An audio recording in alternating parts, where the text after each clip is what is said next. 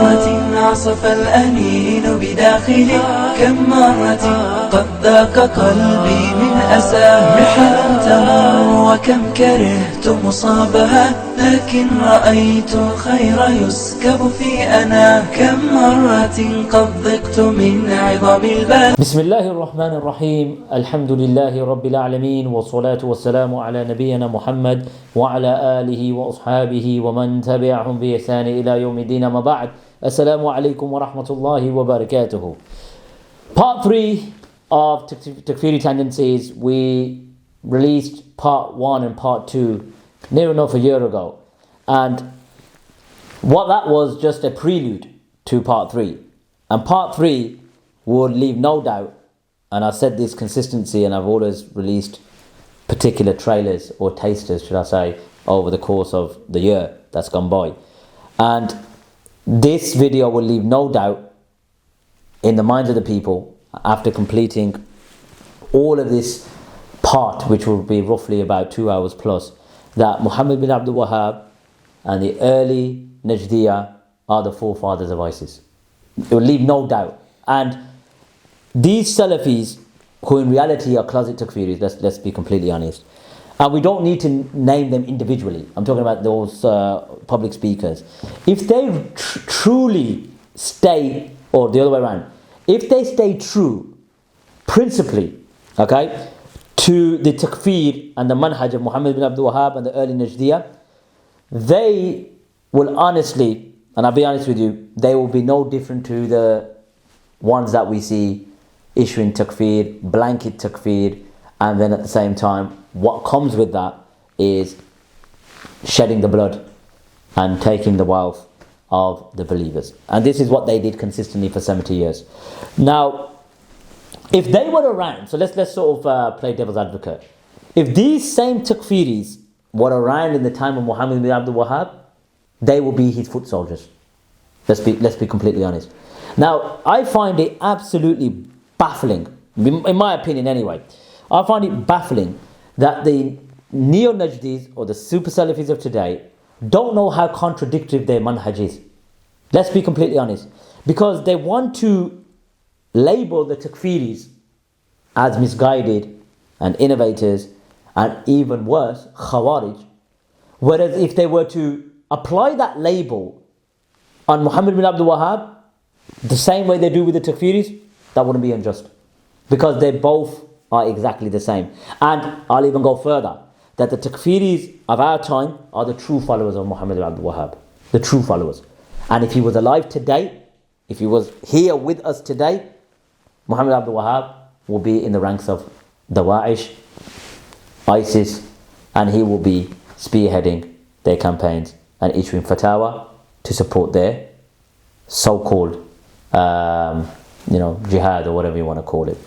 Now, the Najdis also, again, this will be very lengthy, so you've got to be patient with me. And this introduction will probably be about 3-4 minutes. But ultimately, I want to lay down the foundation before going into the video, because it will be highly reference-based, highly academic. So because the analytics tell me, obviously, many people don't have much patience.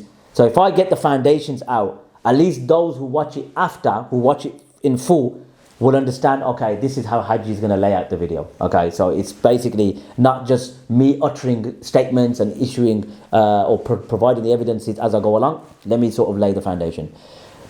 The early Da'wah to Najdiyyah, okay, what they want to claim is that shirk was rampant in the Arabian Peninsula.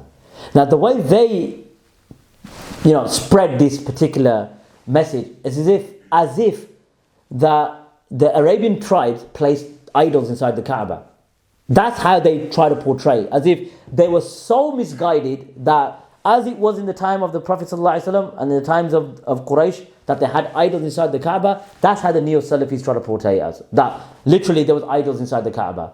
And there was a man by the name of Amr bin Luhay. Amr bin Luhay was the first man who went on a business trip to Syria, and he saw them, obviously, worshipping idols. And long story short, he brought those idols back into the Arabian Peninsula. Okay? And that's when they started placing it in the Kaaba, and that's where the Prophet ﷺ said the hadith about Amr bin Luhay. Let's get it clear. All of these allegations are what they are. They're allegations. And Muhammad bin Abdul Wahab's blanket takfir of large numbers of people, tribes, provinces, and legalizing their blood and their properties is no different to the phenomenon of ISIS. Before getting into the video, before starting the video in fact, we want to show you the map of Al-Najd or Al-Arid, as they say. Because what we want to show you is the tribes that were inhabiting certain areas. So when we say this tribe or that tribe, you would have a visual image of the area where they were, meaning the Najdiya, where they expanded, and then after you will see where they went. They went to Syria, slaughtered the people there. They went to Makkah and Medina, they slaughtered the people there. They went to Yemen, they slaughtered the people there. They went to Oman, they slaughtered the people there. They went to Iraq, they slaughtered the people there. 70 plus years worth of terror, atrocities, massacres, and you got this closeted Takfiris, especially the mentally deranged freak. Don't worry, we got something for you. All your we're going to show you the screenshot later. Anti-Najd, anti-Najdis. Don't worry, mate. We're going to make sure you come out today and label Muhammad Abdul Wahab and the early Najdiyyah the forefathers of ISIS. I'm going to strangle you with so much evidences. I'm going to call it as it is. You call me the enemy of Tawheed, the enemy of Ahl Sunnah. What? The enemy of Ahl Sunnah. We're laughing because if we don't laugh, we're going to say something that might just then your trolls are going to release another 20-minute video by saying, bro, Hajji has bad manners. We're going to make a comedy show out of you freaks today. Let's get to this sort of introduction. Okay. As you can see on screen, we've got the map of Najd. Okay. Now, this map here is also the areas where certain tribes were inhabiting. So, as you can see with the arrows over, you could see where it says Ad-Dirriya. Ad-Dirriya is where Muhammad bin Abdul Wahab and Muhammad bin Saud were based. So you can see now, so we're giving you a visual image. So when we mention these tribes names, they went here, they slaughtered this tribe and they took their properties from this tribe. You can see how close they were, how they went around and caused terror to the inhabitants or the tribes of Al-Najd or Al-Arid. So you got Ad-Dirriya. You got Huraymila. We're going to get to that as well. So you can see Huraymila is right next to Ad-Dirriya. You got Afif. You got Al-Zulfi, you got Al-Durma, you got Al-Mara, Al-Kharj. So just without going into the names, you can see, I'm going to leave it on screen for a bit. Okay, this is the area of Najd. You've seen the map of Al-Najd. You've seen the different tribes that were surrounding Al-Najd. Also, let's not forget that from 1160 all the way to 1232, they slaughtered the tribes in Najd and outside of Najd.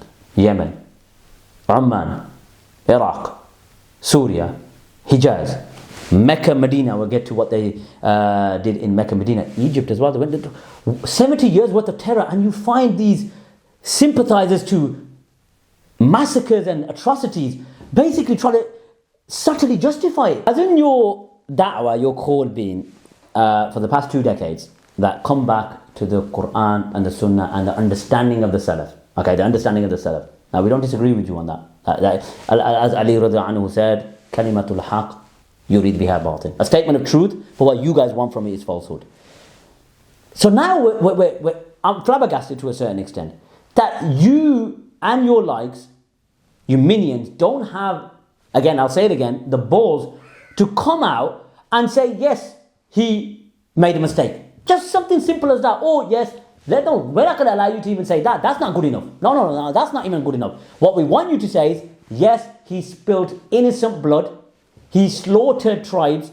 He issued blanket takfir and chain takfir. And we condemn this. And the early Najdiyyah, what about his bandits? We can't forget them because they were worse. Muhammad laid the foundation. So, you individuals or groups, Neo-Salafiyah, are the biggest sectarian monsters, freaks that are literally an absolute stain within the ummah. Absolute stain. And it's taken 2 decades, walillahi alhamdu wa minna, and Allah subhanahu wa ta'ala's justice will always prevail. All the people, and again, I'm not Ash'ari, let's get that right there as well, because you might think, oh, you know what, I'm appeasing the Ash'aris, I'm appeasing the Rafidis are following with the Ash'aris. Listen, I'm promoting clear information that you kept hidden. Regardless who follow me, what's that? That's not got nothing to do with me. I'm an Athari through and through. But once again, you always take it to the sectarian side. Oh, look who follows him. What about the information? Forget who follows me, that's irrelevant. Who am I? After today, it's not even about who follows me. It's about the world are going to realise that Muhammad bin Abdul Wahab and the early Dawah to Najdiya, and I'll say it again, like it or lump it, are the forefathers of ISIS. They gave them the base for their takfir. They gave them the base for their massacres. Why? Why did they give them a base? Because they did it themselves. They did it themselves. So, we got that out of the way. Let me sip a bit of Pepsi. Bismillah. The mental deranged freak we're going to get to later. As you know, he's been very vocal. And his likes, meaning these closet takfiris, these neo-Najdis, they don't give a damn about the 1,500 they slaughtered here, or the 300 they slaughtered here, or the 1,000 they slaughtered here, or the wealth that they took, the properties that they took, or the palm trees that they burnt, and the bridges that they destroyed. You don't care about that. All you're concerned about is, yes, those who are ignorant, you know, who haven't got the knowledge, who are obviously following on from their forefathers and have fallen into, you know, fanaticism themselves. Just, you know, they bow to a qabr, you know, or visit the maqabir or the mazar. Oh, you know what? And then they get, you know, all excited and then they issue videos, etc. That's where your da'wah is centered. But Muhammad bin Abdul Wahab and the early Najdiyyah who slaughtered tens of thousands of Muslims over 70 years, oh no, you know what? You'll totally justify it, wouldn't you? So then what's the difference between you and the takfiris? The difference is the takfiris have the testicular fortitude to come out and say, yeah, they were right. They were mushriks. They were polytheists. They were idol worshippers. You guys, no, but Abu Bakr fought the Murtaddin. Okay, don't worry, we get to that as well. So now, quite a lengthy introduction, but ultimately, we're in any rush. We're not in any rush. And you're going to watch every second of it. We know you are. So, it doesn't matter how lengthy the introduction is, don't you think? Now, get into the video now. We're going to move slowly. It's going to be very academic, very lengthy, and no stone will be left unturned. Okay? And you would feel a slap and a heavy blow with every evidence that's going to be released. It's going to get more intense as the video goes on. So, Imam Shawkanis, as the Super Salafis always bang on about, that he praised Muhammad bin Abdul Wahab. Okay, don't worry, we'll get to the ulama that criticised him. And Imam Shawkanis did rujur, retracted, like everyone else did rujur, didn't they? Like Imam al-Ghazali died with Bukhari. You know, he did rujur. Like everyone, like in the last 5 seconds of their life, well, you know what, we did rujur. No problem. So we're going to show you actual rujur now. For those that you continuously say they praise Muhammad Abdul Wahab and the Najdiya, Imam Shawkanis did rujur. Imam Sanani did rujur, but all of a sudden you left that information hidden in him. But we're going to bring it out. Imam Shawkanis explained and proved that the early Da'wah to Najdiya believed that if anyone wasn't part of their dawla, if anyone wasn't part of their expansionist movement, they were outside the fold of Islam. No, it's not me saying it. We're going to get to the book as well and other books. So let's get to this now. Let's start the video now. As you can see on screen, we've got the book Al-Badr al-Tali'. Okay, and this is by Imam Shawkanis. As you can see, it says Al-Qadi Al-Allama Shaykh al-Islam, the real Shaykh al-Islam of the time. Okay, Mujaddid, give it a break. Mujaddid of what? Mass murder, slaughter, genocide. He's a Mujaddid. He definitely revived that. That's what gave birth to ISIS. But anyway, carry on. Muhammad bin Ali al-Shawkani. Okay, and you do know he was a former Zaydi. Now people don't know that. Imam Shawkanis says, but they, the Najdis, saw that if you were not, or if you do not enter under the dawla of the Sahib al-Najd and were compliant and obedient, okay, to his commands or to his orders, has left the fold of Islam. Okay, has left the fold of Islam. I'll repeat it back. And they saw, the Najdis, that whoever did not enter under the dawla, the expansionist state of mass murder, of the Sahib al-Najd, the person or the leader of Najd, and was compliant and obedient to his orders or command, has left the fold of Islam. There's more in here as well to prove it even further. Now coming back to me, we hear the Najdis and the Neo-Salafis consistently say that, that there was shirk, and Muhammad Abdul Wahab got rid of shirk, and the early Najdiyyah got rid of shirk. Well, whilst obviously accusing their opponents, which was politically motivated, we're going to get to the story later, of their tribal brothers or brethren of being mushriks, to obviously take over their territory and loot their property. And you'll see in the first meeting between Muhammad Abdul Wahab and Muhammad bin Saud, that just so that you're not part or under the state or the dawla of the Sahib al-Najd, the person of Najd, and we're not compliant, listen to this, we're not compliant and obedient. So not just being part of their state, you could be part of the state, but if you're not obedient and compliant, you have left the fold of Islam. So it's not just restricted to trees and stones and graves, etc. Just so that you're not compliant or not even under their leadership, you're a kafir, you're outside the fold of Islam. Now to prove this further, Imam Shawkanis narrates us a story, okay, how the people or the Hujaj of Yemen, because they were from Yemen, when they were going to Hajj, what did they encounter? Because at that particular time, Imam Shawkanis' time, it was obviously the early Najdiya. Muhammad bin Abdul Wahab passed away. Okay, Muhammad bin Abdul Wahab passed away at that time. So the Hujaj were going from Yemen to perform Hajj. What happened? As you can see on screen, it's been informed to me by the Emir of the Hujaj of Yemen, Sayyid Muhammad bin Hussein, that, and his Jama'ah, his group, that from amongst them, they spoke to them, meaning the Najdis, they spoke to them, and those who were with them from the Hujaj of Yemen, and they declared them to be kuffar. They declared them to be kuffar. So let me repeat that back. That وَلَقَدْ أَخْبَرَنِي, that it's been informed to me by the Emir of the Hujaj of Yemen, Muhammad bin Hussein, that, and his Jama'ah from amongst them spoke to them. Okay, spoke to them. Him and those who were with him from the Hujaj of Yemen. And they stated, the Najdis, that they are kuffar and they are not excused. Okay, because they wasn't part of their dawla. Now, subhanallah al-azim, look at the extremism. Look at the extremism in takfir. Just so, Imam Shawkanis first of all mentions that they believed that if you weren't under their dawla or under their command, that you are outside the fold of Islam. And then Imam Shawkanis adds, وَلَقَدْ أَخْبَرَنِي, it's been informed to me by the Emir of the Hujaj of Yemen that they spoke to them. So they actually spoke to them. So Imam Shawkanis ain't getting this outside, from rumors or hearsay. He spoke to the Emir of the Hujaj who returned from Yemen, and he told him about these bandits. And apparently those Hujaj were kuffar. They were kuffar. Like that. Now you could argue, okay, that alright, Imam Shawkanis, stated this, and the Emir of the Hujaj, may have misunderstood the Najdiya, the Takfiri bandits. So it probably was a transmission error. So alright then, okay, you can argue that, no problem. What if I get evidence from the Najdis' own works that they actually believe this? That if you weren't part of their dawla, this is apostasy, this is ridda. What if I get you from your own works? Then what? Mentally deranged freak, Najdi this, anti-Najdi this. What if I get it from your own books? And there's more. I'm just getting started, mate.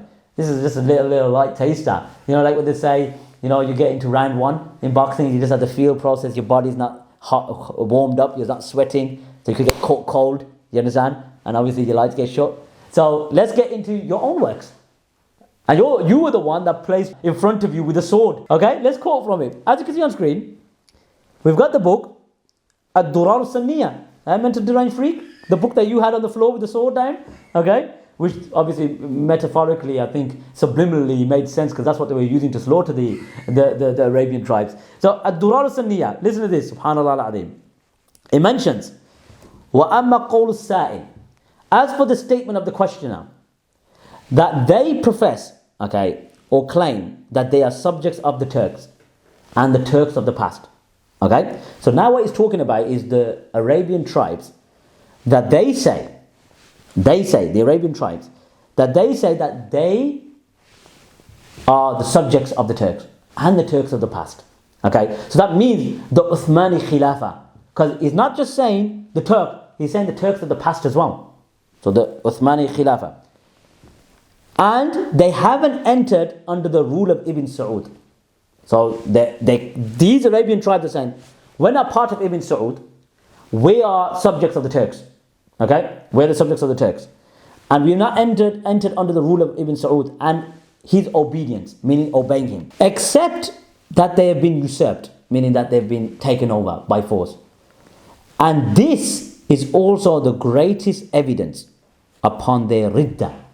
So this is ridda. If you don't enter the territory under the command of Ibn Saud and his obedience, like Imam Shawkanis said, obedience, that they don't comply with his obedience. فَهَذَا أَيْضًا And this is also the greatest evidence of their apostasy, of their ridda, okay, and their kufr. Subhanallah. So coming back to me now.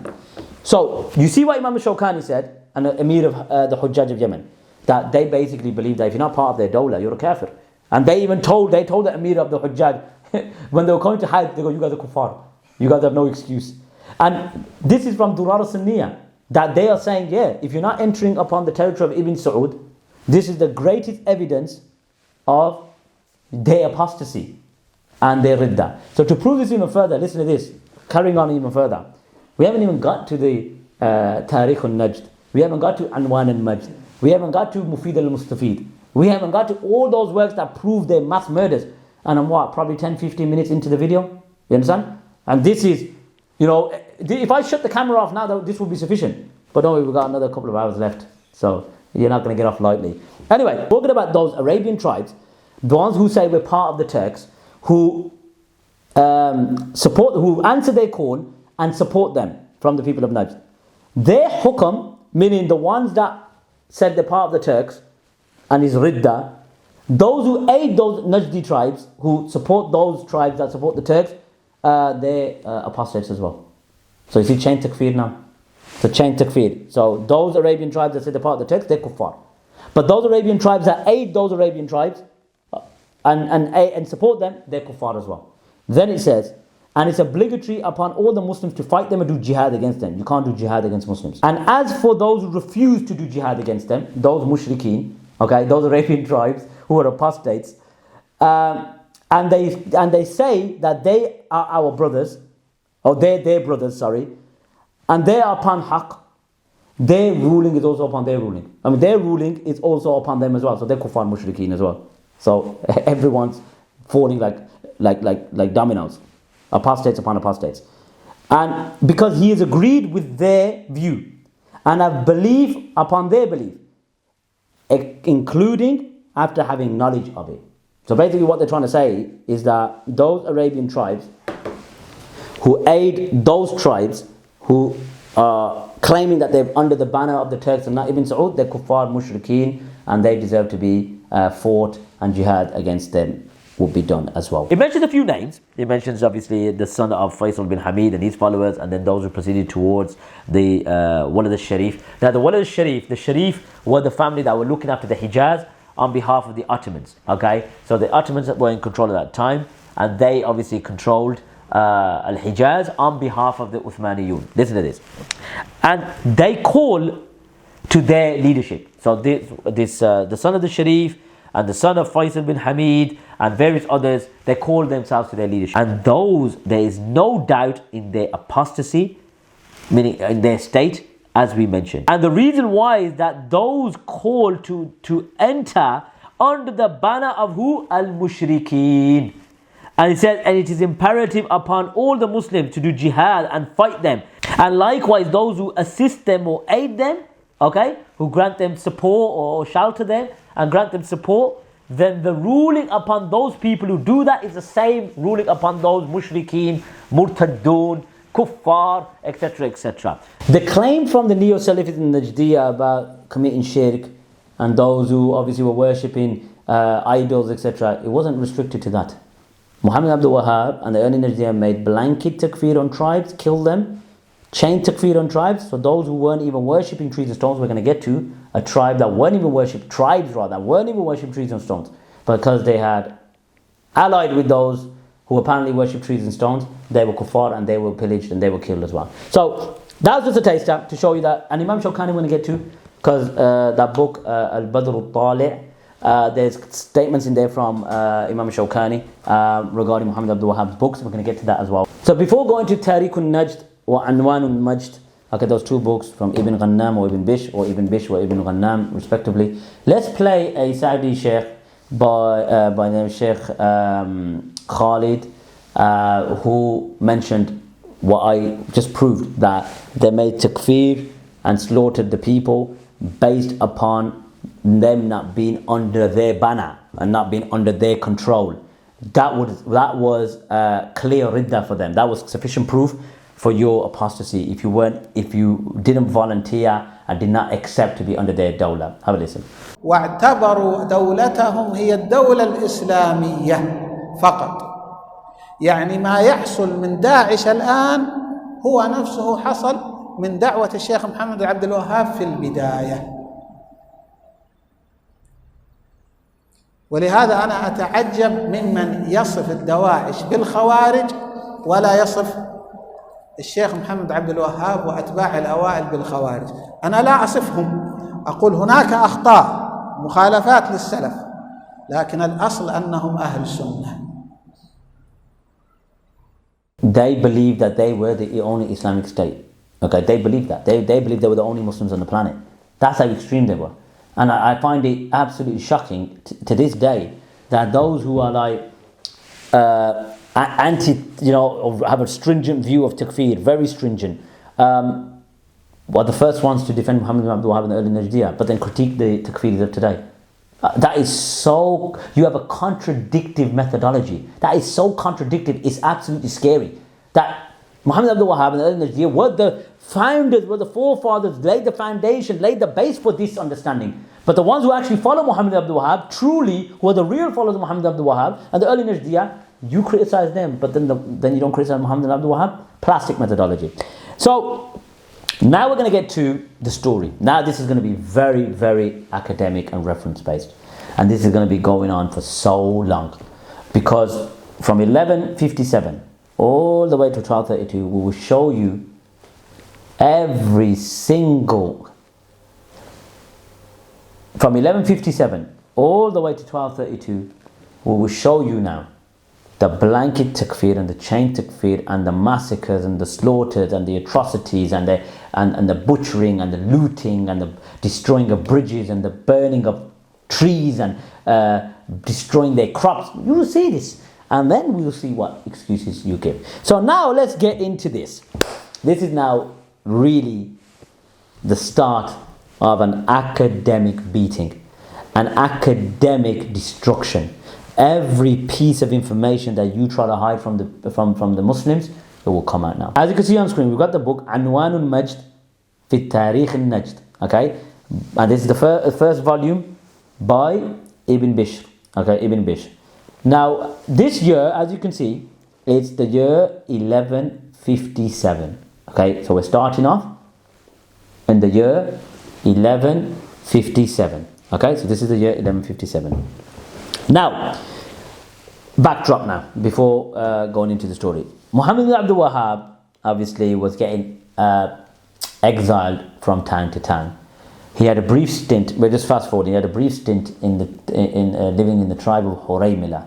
And as you can see on screen where the map is, where the arrows over, Muhammad ibn Abdul Wahab was staying here for a while before he was forced to be exiled. Not his fault at all, because of the issue with the woman that he stoned after she admitted committing adultery. So from this tribe, he moved to dirriya. So you see where he was, where the arrow's over, he moved here now. So this is 1157 now. So he's moved to this tribe now. He's gone to this tribe. So he's a stranger in this particular tribe now, because he's been exiled from Huraymila. And Huraymila was also the tribe that supported his father, okay, that supported his father as well.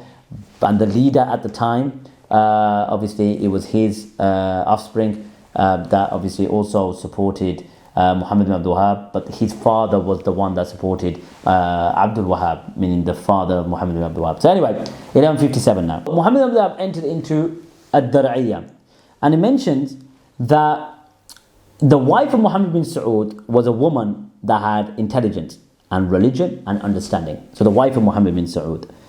And she was the one that informed Muhammad bin Saud and his brother about the status of the Sheikh and described his attributes.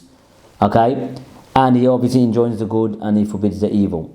So she was the one that encouraged Abdul Aziz.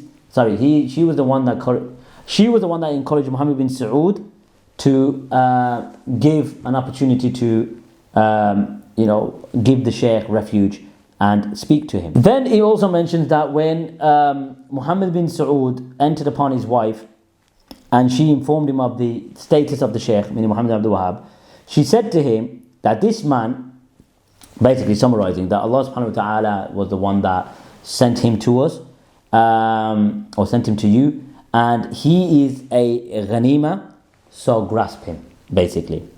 So now, coming back to me now, so that's basically the first sort of interaction or engagement and visit of Muhammad bin Abdul Wahab to the territory of dirriya. Okay, so now he's entered into dirriya, which is the town of Muhammad ibn Saud.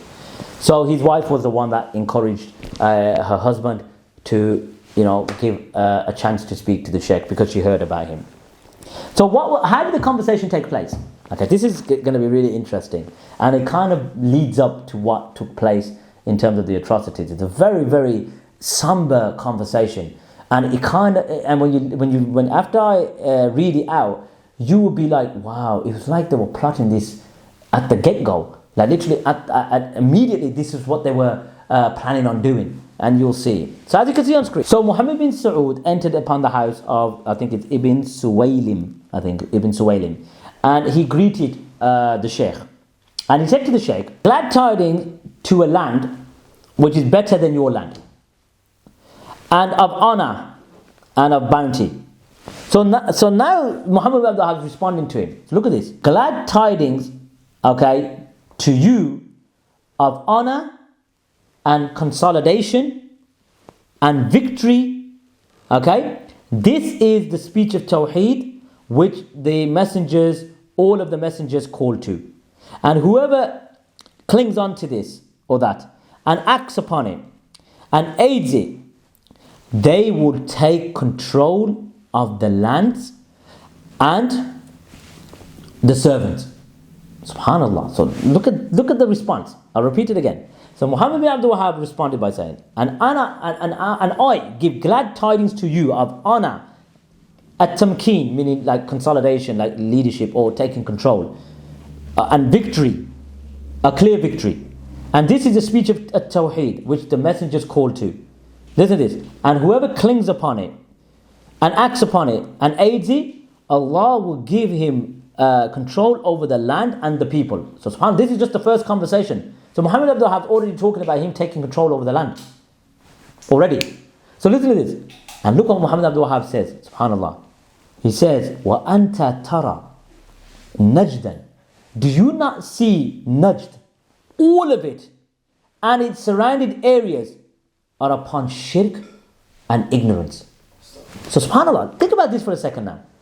So how is it that Muhammad bin Abdul Wahab can boldly say, now remember, when Muhammad bin Abdul Wahab says all of a Najd, so did he have like the knowledge of the unseen or something?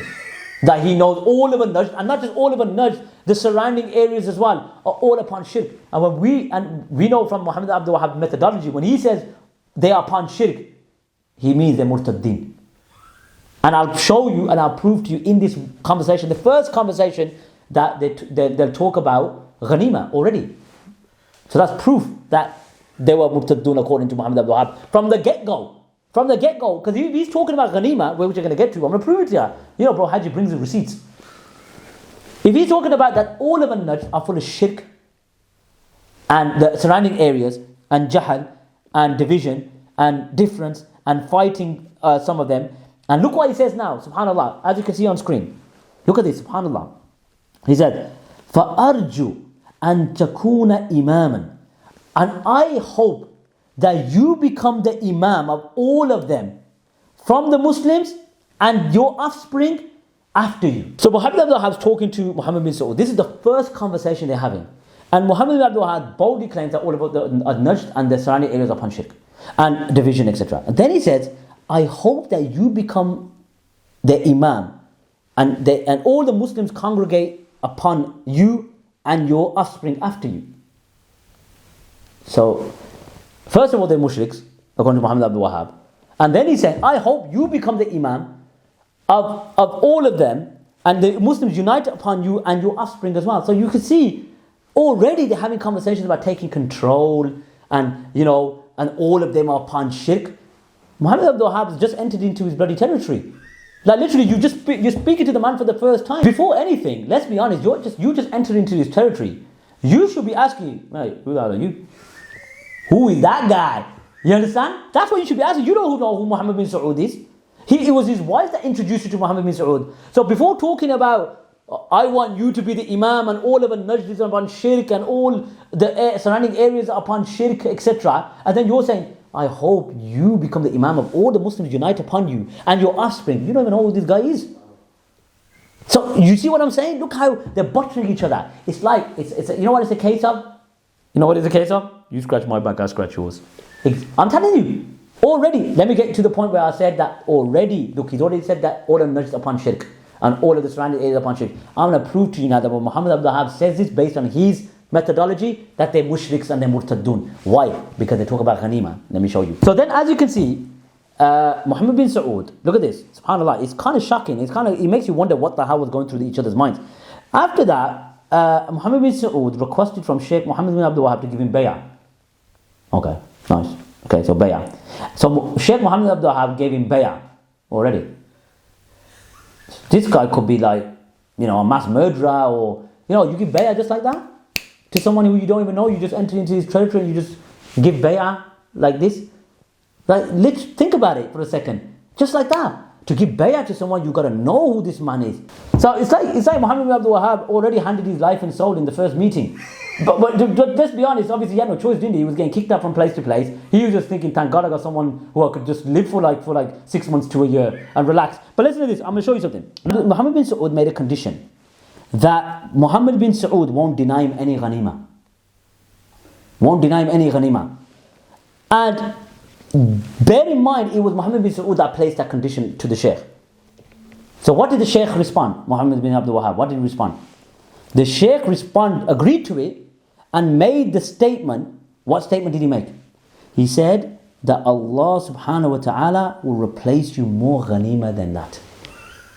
So Allah subhanahu wa ta'ala will replace more ghanima. So he was asking, look, you can't deny me ghanima. Like, come back to me. Saud said to Sheikh Muhammad bin Abdul Wahab, you can't deny me any ghanima.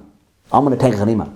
And then Muhammad bin Saud, Muhammad Abdul Wahab accepted. He goes, yeah, no problem, G. No problem, my man. Allah subhanahu wa ta'ala will replace you more ghanima. So does that prove that before they even started pillaging, they already made this, they hatched this plan already? Talking about ghanima, blood for blood, destruction for destruction. This is in the first meeting, and this is in 1157. So let's summarize now. Okay, let's summarize now. What did Muhammad bin Abdul Wahab say to Muhammad bin Saud? That I guarantee you control in the land and honor, and this is the da'wah of Tawheed, which is true. The da'wah of Tawheed, Allah subhanahu wa ta'ala says that Allah gives consolidation to the land for those who believe, etc. But then straight after, Muhammad bin Saud said, all of Najd, ala tara, Najdan, all of it, and its surrounding areas are upon shirk. Straight away. And then later on in the conversation, they're talking about ghanima and blood for blood and destruction for destruction. So that's the first meeting. That's the first meeting out the way. Now that the satanic plot has been hatched, okay, by Muhammad bin Saud and Muhammad Abdul Wahab, blood for blood, destruction for destruction, and all of Najd of mushriks and come upon shirk and all the surrounding areas, like he had knowledge of the unseen. Anyway, so now he's got, they've given the bay'ah, he's given the bay'ah, done, it's over, okay. Now the satanic plot has been hatched. So what does Muhammad bin Abdul Wahab do? He writes letters, okay. It says here that ثم إن الشيخ كاتب على البلدان بذلك, that the Muhammad Abdul Wahab started writing to all of the provinces and their leaders and their judges. And look what happens. Look at this, subhanAllah. Listen to this. He says, from amongst them, the letters he wrote to the provinces accepted the haqq. So some accepted. Okay. From amongst others, those who kind of belittled him and mocked him and said that he is ignorant and has no intelligence, has no knowledge. So some wrote back and said, you're a bit of a madman. Okay? He's a madman. He's got no intelligence, and they mocked him. And some accused him of magic from the tribe that he wrote letters to. And some accused him of things which he is innocent from. Okay, so to summarize, some accepted the haqq, okay, according to them. Some accused him of, or some belittled him and mocked him, and some accused him of ignorance and not having any understanding, and some accused him of magic, and some accused him of things that he's free from. Asha, like, forbid from those who from the liars. Then he says, but they wanted the people to, not follow this path. The people not follow this path. But the mushrikeen accused the leader of the son of Adam, Rasulullah sallallahu alayhi wasallam, more severe than that. Okay. So coming back to me now. So he wrote the letters now to the different provinces. Some accepted, some accused him of being belittling him and mocking him. Some accused him of being a magician. Some accused him of being a madman or not having any understanding. And some accused him of things which he's free from, according to them. Could have been true. We don't know. Because this is a narrative from Ibn Bishr. We don't know what they accused him of. But don't worry, that's another story altogether. And then they said, but they wanted people to be averted from this path. And the mushrikun also accused the children of the leader of the son of Adam, sallallahu alaihi wasallam, of more severe things than this. So who did they accuse of being a madman? Muhammad bin Abdul Wahab, or having no knowledge and of ignorance. And then who did they accuse of performing magic? Muhammad bin Abdul Wahab. Who was the one they accused of things that allegedly he was free from? Muhammad bin Abdul Wahab. So you know now, according to them, how the people or the provinces responded. What did the Sheikh do straight after? What did he do? Take a guess. As you can see on screen. ثُمَّ أَمَرَ الشَّيْخ بِالْجِهَادِ. Straight away, the Sheikh ordered jihad against them. Straight away.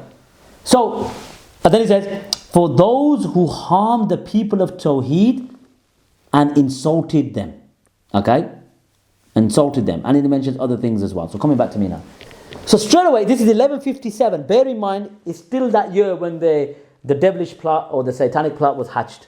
It's still the same year. So when he wrote those letters, he got a response back pretty much straight away in the same year. Okay? Because remember I showed you the map. They're pretty much close to each other. Huraymila, Al-Zulfi, etc. They're all close to each other. So all of those tribes in a Najd, because Muhammad Abdul Wahab, before the later Najdiyyah went to Mecca, Medina, Syria, Yemen, they still had to slaughter, astaghfirullah al-azim, those Arabian tribes, politically motivated, because remember the destruction for destruction, blood for blood. So Muhammad Abdul Wahab ordered jihad against the Arabian tribes because they insulted the people of Tawheed and they basically insulted the people of Tawheed.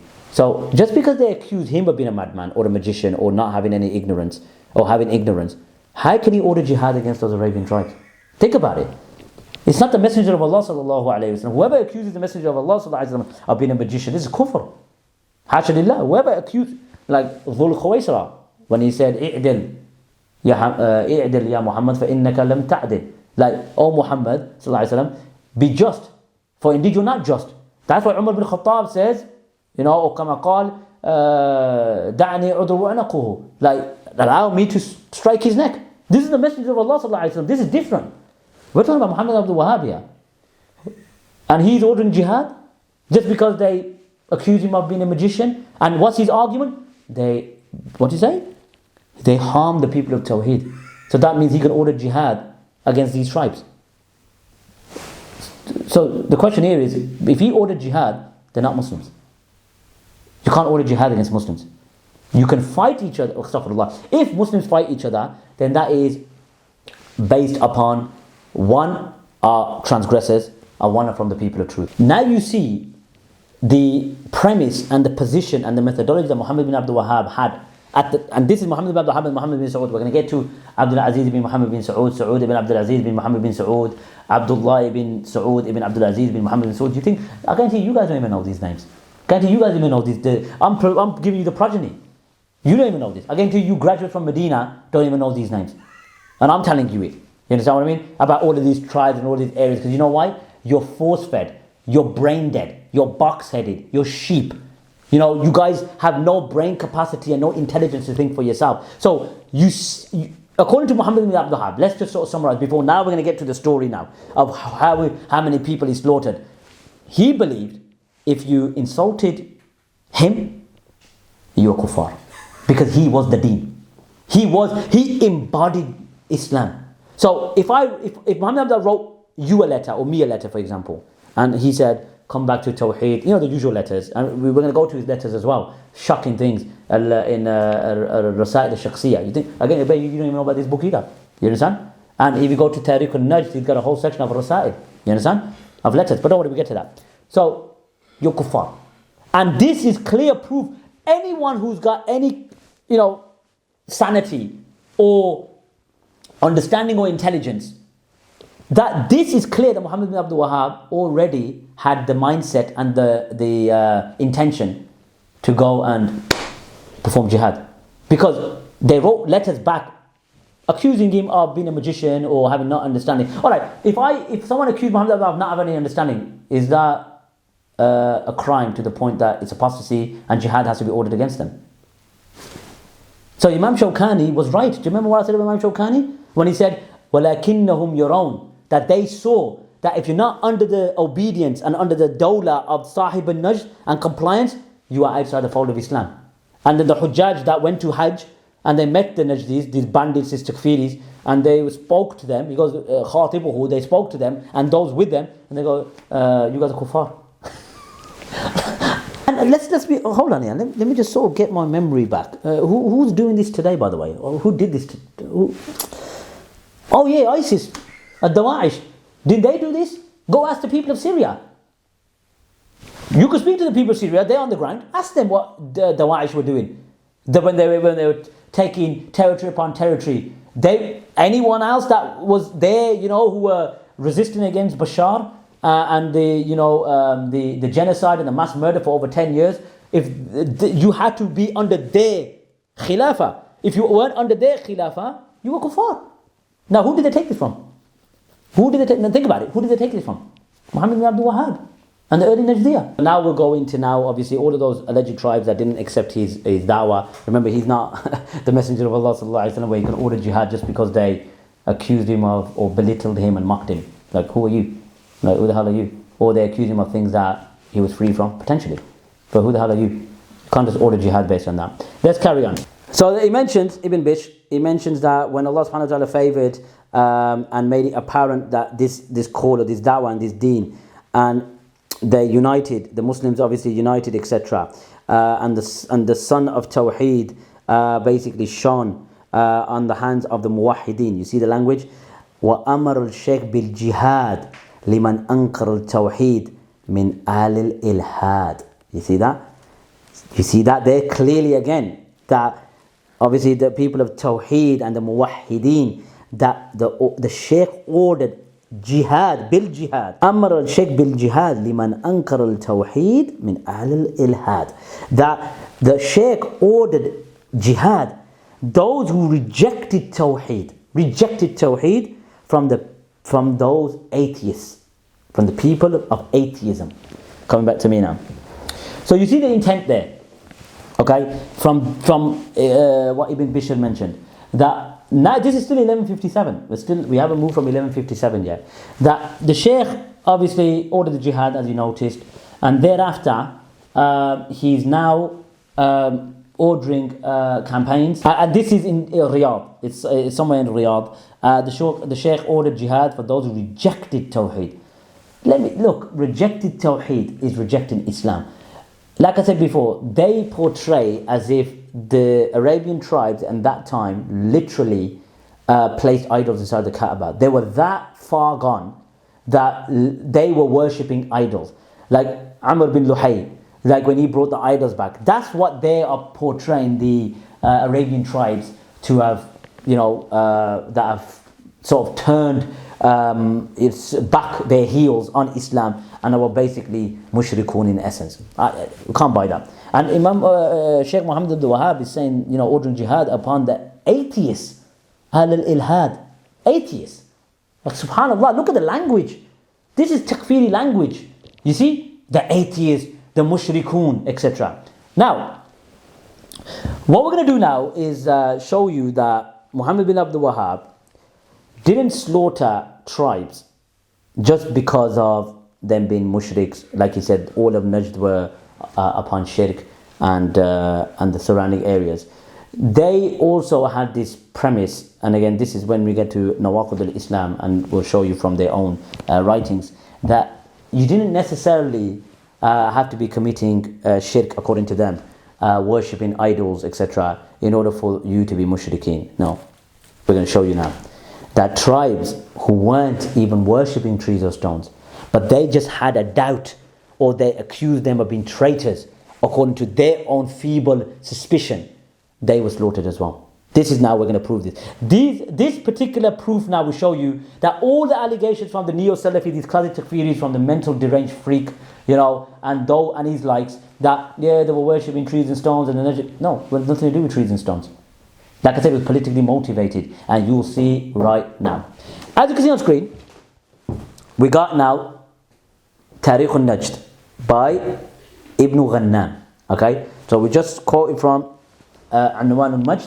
Now we're on Tarikh Najd by Ibn Ghannam. Now, it mentions that Muhammad bin Saud marched with the people of Huraymila and Uyayna, and basically they made a covenant upon jihad and to establish and give victory to the religion. Okay, so the people of Huraymila. Remember the tribe of Huraymila? Let's put the map back up again. Huraymila. Okay, as where the arrows over. Huraymila. So we can clearly see from these texts that the people of Huraymila were upon Tawheed. Why? Because Muhammad bin Abdul Wahab and Muhammad bin Saud won't allow anyone to join their ranks to fight with them if they weren't upon Tawheed. And also they sided and aided Muhammad bin Abdul Wahab and Ibn Saud. So this tribe of Huraymila were not mushrikun. So now we've proven now that the tribe of Huraymila are muwahhidun, are aiding Muhammad bin Abdul Wahab, are aiding Muhammad bin Saud. So no one can accuse them of worshipping trees and stones or idols, because why would Muhammad bin Abdul Wahab and Muhammad bin Saud have them in their ranks? And number two, Ibn Ghannam wrote that they pledged to do jihad and give support to the deen, so they can't be mushriks. It's impossible. You can't even argue that now, because the tribe of Huraymila are with Muhammad bin Abdul Wahab. Anyway, so let me explain a story to you to show you how vile and toxic the early da'wah to Najdiya were. This is in the time of Muhammad bin Abdul Wahab anyway. As you can see on screen, it mentions that basically Uthman ibn Muammar, who was the leader of the tribe of Huraymila, and Abdul Aziz went on a campaign. It mentions that Abdul Aziz, who's the son of Muhammad bin Saud, the son-in-law of Muhammad bin Abdul Wahab, basically he wanted to enter into the territory. I think it's the tribe of Durma where they were going into. And Abdul Aziz said to Uthman ibn Muammar, let's enter into this area. فَأَبَى عُثْمَانْ ذَلِكَ. And Uthman ibn Muammar refused. Listen to this. He refused. He goes, no. And he says, and between Abdul Aziz and Uthman, there was a little kalam between them. There was a little argument between them two. And they started blaming each other. So basically they had a little fight, little argument between each other. They had a little fight. And Abdul Aziz was insistent upon entering it, and those who were with him. Okay, so they argued, and he was insistent that, look, I want to enter it. So Uthman ibn Muammar goes, no, you're not entering it. So what happened? وَكَانَ مَعْ عُثْمَانَ أَكْثَرَ الْغَزُو. That most of the sort of people that were engaging in this battle or in this ghazwa were with Uthman ibn Muammar. So the majority, the bulk of the people that were with or in this campaign were with Uthman ibn Muammar. So what happened? Uthman ibn Muammar basically went back and took his troops with him. He went back. He goes, basically, screw you, I'm going back. You get it? So Uthman ibn Muammar, coming back to me now. Uthman ibn Muammar was with Abdul Aziz ibn Muhammad bin Saud, who's the son-in-law of Muhammad bin Abdul Wahab and the son of Muhammad bin Saud. They wanted to enter into a territory. Uthman ibn Muammar refused. He goes, no, you're not entering. Because why? The majority of the people that was involved in this ghazwa were under Uthman ibn Muammar. So Abdul Aziz couldn't order it. So they had an argument, as it says in the Arabic. They had a little kalam between them, and they started blaming each other. Look, let's throw this out there. Again, I'm just trying to sort of create some context into this particular argument, this beef that took place. That look, maybe let's get it out there, maybe. You know, we say in Punjabi, you know, like basically he went with Abdul Aziz bin Muhammad bin Saud. So obviously majority of the army and the men were with Uthman bin Muammar. So as they were going, maybe as they say in Punjabi, you know, the kurtuta kyasi, or the kurtuta kyasi, meaning he saw his behavior, how he was behaving, and thought to himself, you know what, this guy's a bit of a clown. You know what I mean? And maybe, potentially, you know, you don't know, like at the time. Like he must have thought, these guys are, you know, calling to the Quran and the Sunnah and the family. Obviously, it's beautiful language. You know, no one rejects that. So Uthman ibn Muammar sided with them, went with him, and obviously while they were going, he must have seen his kartoot, you know, must have seen his behavior. Possibly Uthman ibn Muammar looked at him, just looking at him, thinking, like, who's this idiot next to me? And then eventually when Uthman ibn Muammar thought he was civilized and said, you know what, we're not going to go. No, you have disputes, you know, you have arguments. So, and obviously it's a campaign, so maybe he thought it wasn't the right time. I don't know what's going through his head, do you know what I mean? And he told Abdul Aziz, he said, you know what, I don't feel it's the right time, you know, or, you know, he just refused. According to the historian, they said, فَأَبَى, he refused. So, they had an argument. I have arguments all the time. Motley, do we have arguments?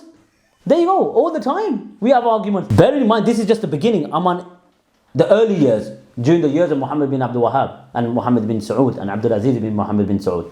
So what happened? So obviously, you know, they had this spat, and Uthman bin Muammar went back, and to prove this even further, to show you that I'm not just using an abstract source. Even this is mentioned in Tarikh and Najd. This was Anwan and Majd. So as you can see on screen, you got Tarikh al-Najd, and then so as you can see, we got Tarikh al-Najd by Ibn Ghannam, and he mentions the same story, that obviously Abdul Aziz didn't allow him, or Uthman ibn Muammar didn't allow Abdul Aziz to enter, and went back with his troops. And then basically he ends off by saying that Abdul Aziz went back to his father and Sheikh Muhammad bin Abdul Wahab and explained what happened with Uthman. Okay, so as you can see, this is also in Tarikh al-Najd. That campaign was in 1163. Okay, that campaign where they had the spat and Uthman ibn Muammar went back, and obviously Abdul Aziz bin Muhammad bin Saud went back to his town in dirriya and informed his father and informed his father-in-law Muhammad Abdul Wahab what happened. Something tragic happened in 1163, and this really, honestly, is not to be taken lightly in any way, shape or form. And I'm really somber with my tone, because when you listen and when you read, and this is from their own admission, by the way, so it's not as if Hajji is bringing it from a, you know, Orientalist source, or, you know, a Western source, or, you know, a source that is other than the primary, you know, eyewitnesses that were there. Uthman ibn Muammar got assassinated, got killed by the Da'wat al-Najdiyyah. Okay, but in other words, they ordered a hit. Okay, what's going to shock you is that where did the early Da'wat al-Najdiyyah kill Uthman ibn Muammar?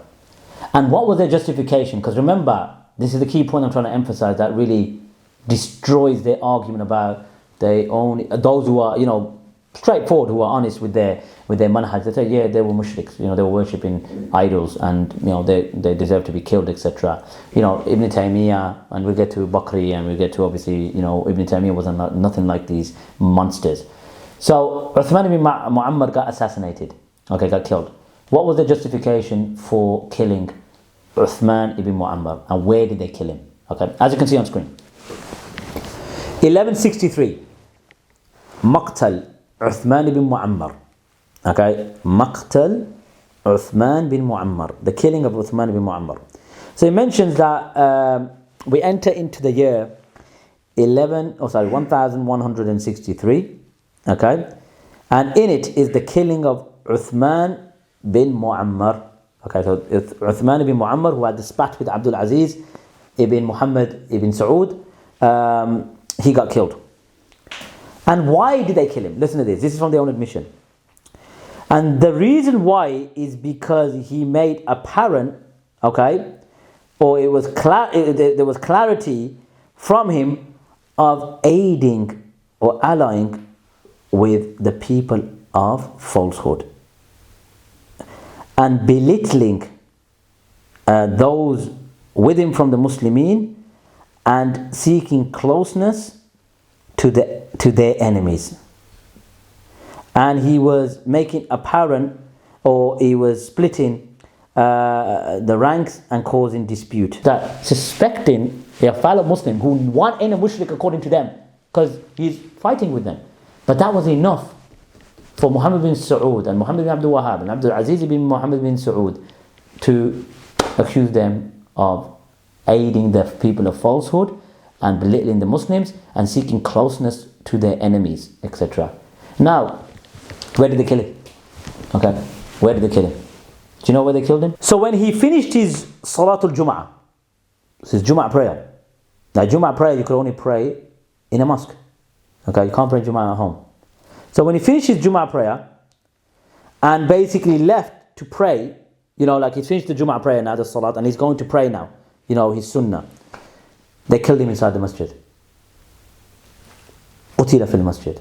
They killed him inside the masjid. So he's prayed Jum'ah in the mosque. Because look what he says. Utila fil masjid. They killed him inside the mosque. They killed him inside the mosque. And this is also backed up. That was Anwan and Majd, this is Tarikh and Najd. And he mentions that obviously he was killed in the masjid. Okay, and others were killed inside the masjid. And as you can see, this was in Rajab in the year 1163. The same year that Anwan and Majd confirms. Okay, the same year that Anwan and Majd confirmed. So now the question to ask these, especially the mentally deranged freak, okay, who are saying Najdi this, Najdi that, okay, this is what you're defending? Huh? This is Najdi this, Najdi that you're defending? Okay? Oh, unless it's Qaburi, then obviously you see red, don't you? Huh? Forefather of ISIS. When are you going to condemn this, man? When are you going to condemn Muhammad bin Abdul Wahab and the early Najdiyyah for assassinating Muslims inside the mosque, killing Muslims inside the mosque after Friday prayer? After Friday prayer. So, mental deranged freak, okay? You were defending the Da'wat al-Najdiyyah. You were defending the Da'wat al-Najdiyyah. And you were saying that, we are anti-Najdi. Well, I think we've got every right to be. So you are a sympathizer to these actions. Because who else commits these actions? ISIS. ISIS commits these actions. How many bomb attacks have ISIS performed in mosques?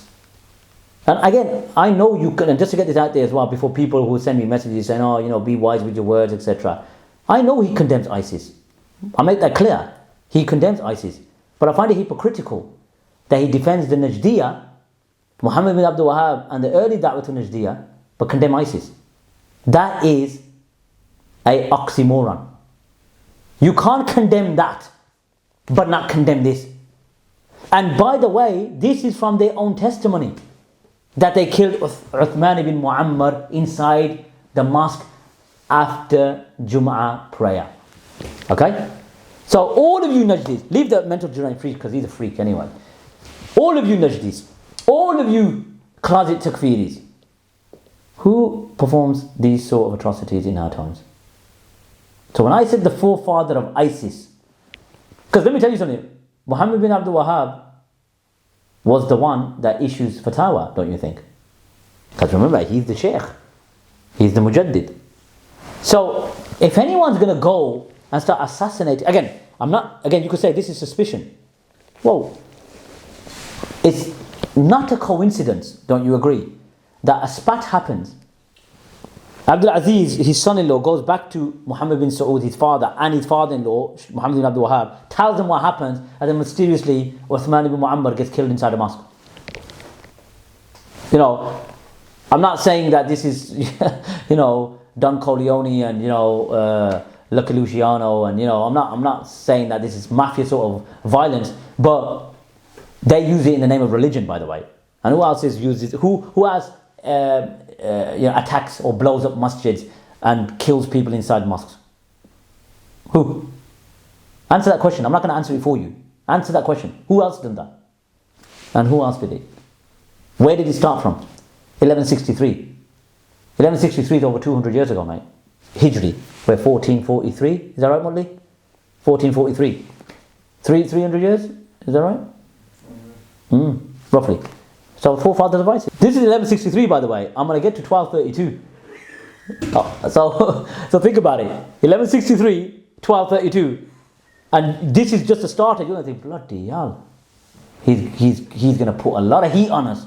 And you guys are now going to have to come out publicly and confirm and accept either this was justified in the deen, which means that you are a sympathizer to the actions of ISIS. Because as I said, who else does or performs or committed assassinations in mosques?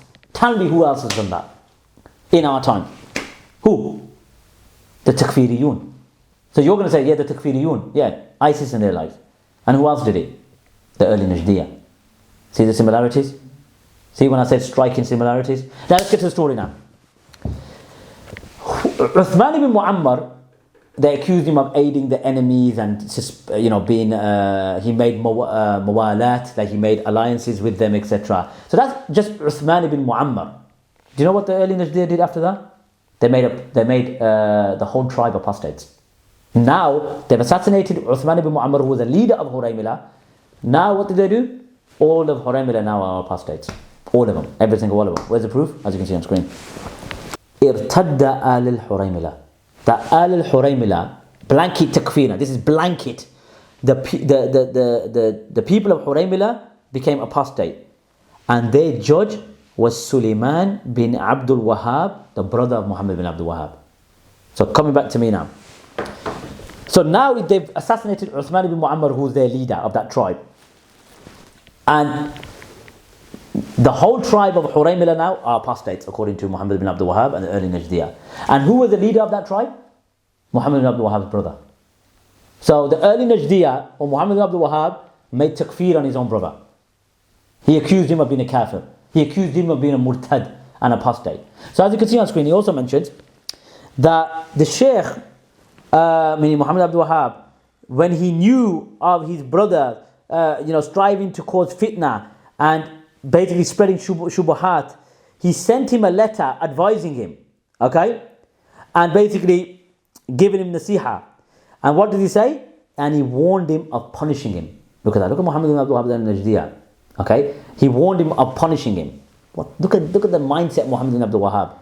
Okay, assassinating Uthman ibn Muammar in the mosque, and obviously slaughtering people, and now accusing the whole tribe of being apostates. And Sulaiman responded to him, defending himself basically. And look what he said: وَذَكَرَ لَهُ أَنَّهُ لَنْ يَقِيمَ فِي حُرَيْمِلَ يَوْمًا وَاحِدًا.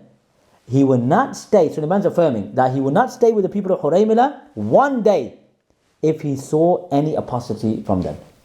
So Sulaiman ibn Abdul Wahab, come back to me now, saying, look, he accused him of the whole tribe of being apostates after slaughtering and killing Uthman ibn Muammar inside the mosque after Jum'ah prayer. So the early Najdiya now are thinking, our chance now, let's take over Huraymila.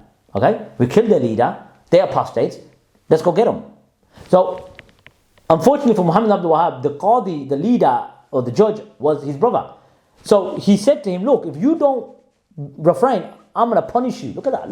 Look at his mindset. So he wrote back to Muhammad Abdul Wahab, look, I affirm the covenant between us, and I would not, and he accused obviously Huraymila of being apostates and murtadin. He goes, look, I won't even stay with them for one day if I see any apostasy from them. But Muhammad Abdul Wahab obviously was not going to bother listening to his brother. So Muhammad ibn Abdul Wahab responded back to Sulaiman ibn Abdul Wahab, who wrote a book in response. And he wrote a book called Mufid al-Mustafid, as you can see on screen. He responded by saying that the apostasy of the people of Huraymila, okay, was basically legitimate, and it was countering Sulaiman ibn Abdul Wahab's response or book. So Muhammad ibn Abdul Wahab was affirming that they were apostates. He was affirming that they were apostates. And even in Mufid al-Mustafid, as you can see on screen, it mentions that the Sheikh basically refers to the scholars of Huraymila as the scholars of the mushrikeen.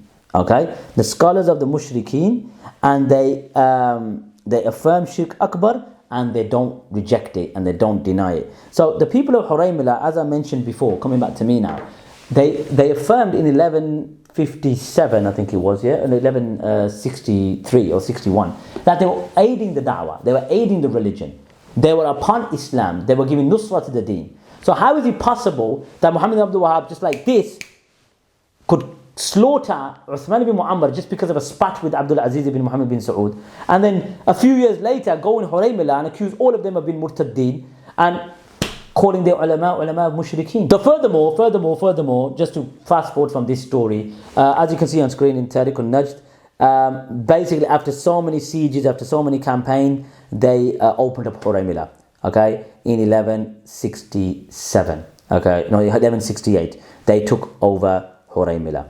Okay, they took over Huraymila. Now you've seen how Muhammad ibn Abdul Wahab behaved with certain tribes for now. Again, we're going to get into other tribes because 1157 to 1206 was the period that he was engaged in these ghazawat and jihad and accusing tribes of being mushriks and taking their territory, which we haven't even got to yet, by the way. We're going to get to that later. But what I want to show you is the mindset of Muhammad ibn Abdul Wahab. Because remember, look, the takfir of Huraymila, it's just like you can sense that he had a very, very harsh approach. Hence why you know where Daesh got it from. Hence why you know where ISIS get it from. As you can see on screen, we've got a passage here that Muhammad ibn Abdul Wahab said. And I'm just going to make it brief because I want to get to the whole, the main sort of aspect in terms of the years that went by and the massacres, etc. But he said, "And I inform you about myself, and I swear by Allah, whom there is none worthy to be worshipped except him. I have sought knowledge, and those who knew me believed that I had knowledge while I did not know the meaning of La ilaha illallah. At the time I did not know the religion of Islam, before this grace that Allah favoured. As well as my teachers, meaning his mashayikh, no one among them knew that." Okay, no one of his teachers knew that. Okay, so he was like the golden child or something. "And if someone from the scholars of Al-Arid," meaning Najd and the surrounding areas, so look at this, look at the claim here. Scholars. So if someone from the scholars of Al-Arid, Najd and the surrounding area, so let's put the map back up. This is the map. So Imam Muhammad ibn Abdul Wahab's claim, if any of the scholars from Al-Arid, this territory that you can see on screen, claims that he knew the meaning of La ilaha illallah, or knew the meaning of Islam before this time, or claims on behalf of his teachers that someone from them knew that, then he has lied and has uttered falsehood and deceived the people and basically gave praise to himself with something that he does not possess. Subhanallah al-Azim. So this is Muhammad bin Abdul Wahab, the mentality that he had and how he accused those in his territory, Al-Arid, the province, that they did not know the meaning of La ilaha illallah. And anyone who did, from the scholars, they lied and praised themselves. And you see, the way they behaved, the Najdiya and the early history, etc. And we're not even moving forward yet. We're going to get to that slowly but surely. So that's just a little side note. Now, this is going to really shock you. Okay, this is going to really shock you.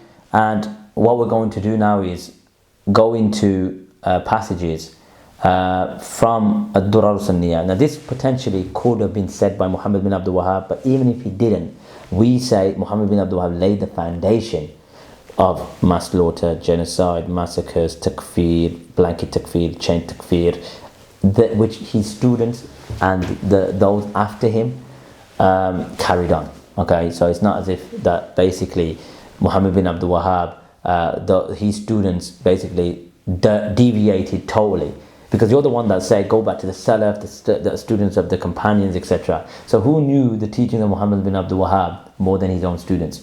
You want to claim back to go to the Salaf and then the better generation. I'll spread the testimony of the Prophet. But meaning, from a logical standpoint, if you have a teacher, then you have the students. The students know the teachings of the teacher better than someone who comes 5 or 6 centuries down.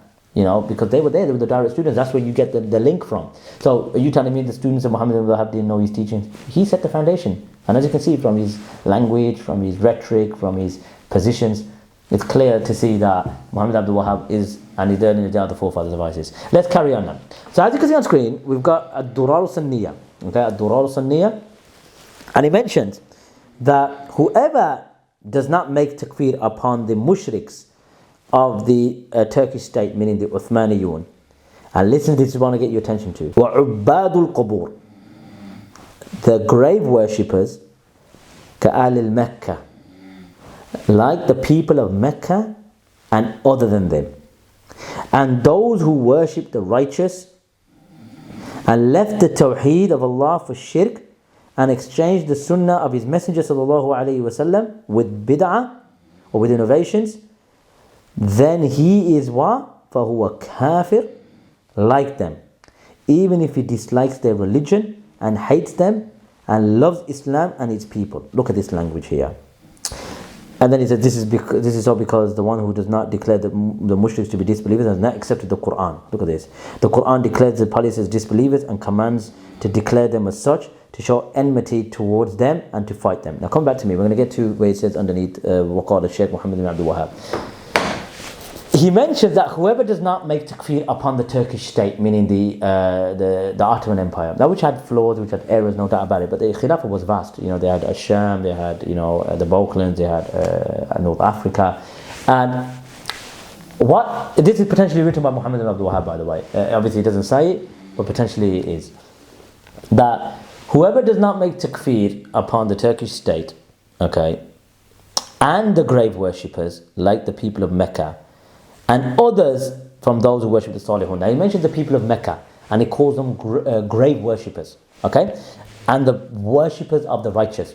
Now Mecca was mentioned specifically. Now this Ubadul Qubur, okay, the grave worshippers, like the people of Mecca, according to them, was a clear testimony of takfir. And you will see when they conquered Mecca how they treated them and their own admission later after taking the territory that they were mushriks.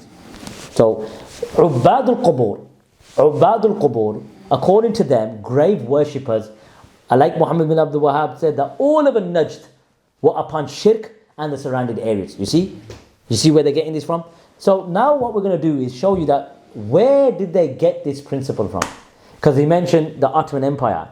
So when Muhammad Abdul Wahab wrote Nawaqid al-Islam, remember Muhammad Abdul Wahab was not writing these works to make clear the nullifiers of Islam, that those who support the kuffar, or this was directed towards the kuffar. He intended the mushriks, according to him, of the Ottoman Empire. So when he says whoever does not make takfir upon the kafir, meaning those who support the Ottoman Empire. So let's prove it. قال الشيخ محمد بن عبد الوهاب رحمه الله في نواقض الإسلام الثالث من لم يكفر المشركين أو شك في كفرهم.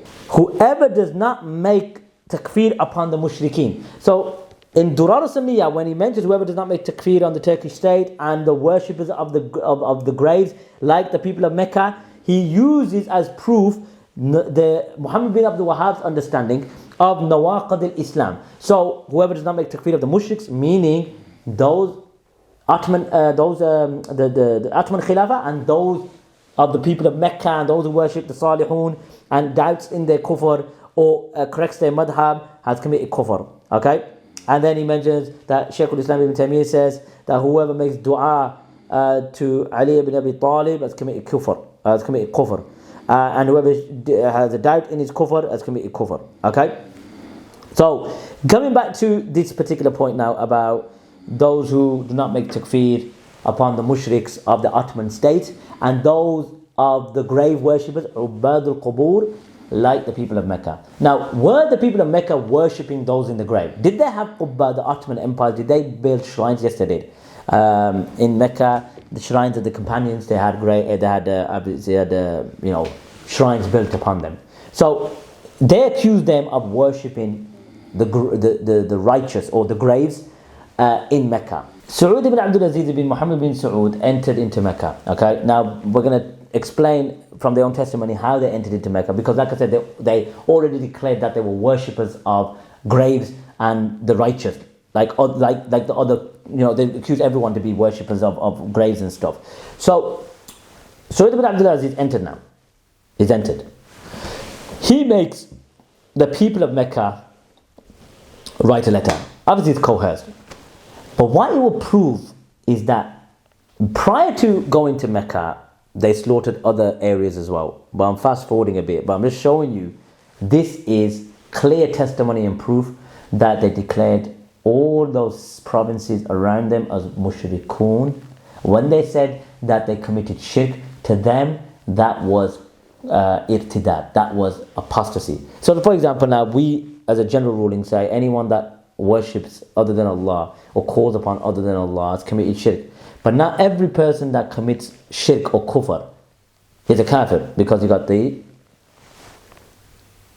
impediments, you got the mawani'. Okay, so let's get into this letter now. This is in durar saniyya. Okay, this is in durar saniyya, and as you can see on screen, it mentions, and this is the letter that the scholars of Mecca wrote after they entered. We're going to show you how they entered, but let's go into the letter to show you that they declared all of those areas around them, because when we get to the story, we will show you after this that every single province and area that they entered, they declared them as mushrikun. This is proof. And this is written by the scholars of Mecca after they entered into Mecca. Okay? And he mentions, Alhamdulillahi Rabbil Alameen, that all praise is to Allah, the Lord of the worlds. That we, the scholars of Mecca, testify, okay, we place our signatures upon this, okay, that this religion, okay, that Muhammad ibn Abdul Wahab, and which has been called, okay, or which has been which has been called to by the Imam of the Muslims. Subhanallah al-Azim. So according to Saud Ibn Abdul Aziz bin Muhammad, he declared himself as the Imam of the Muslims. Subhanallah al-Azim.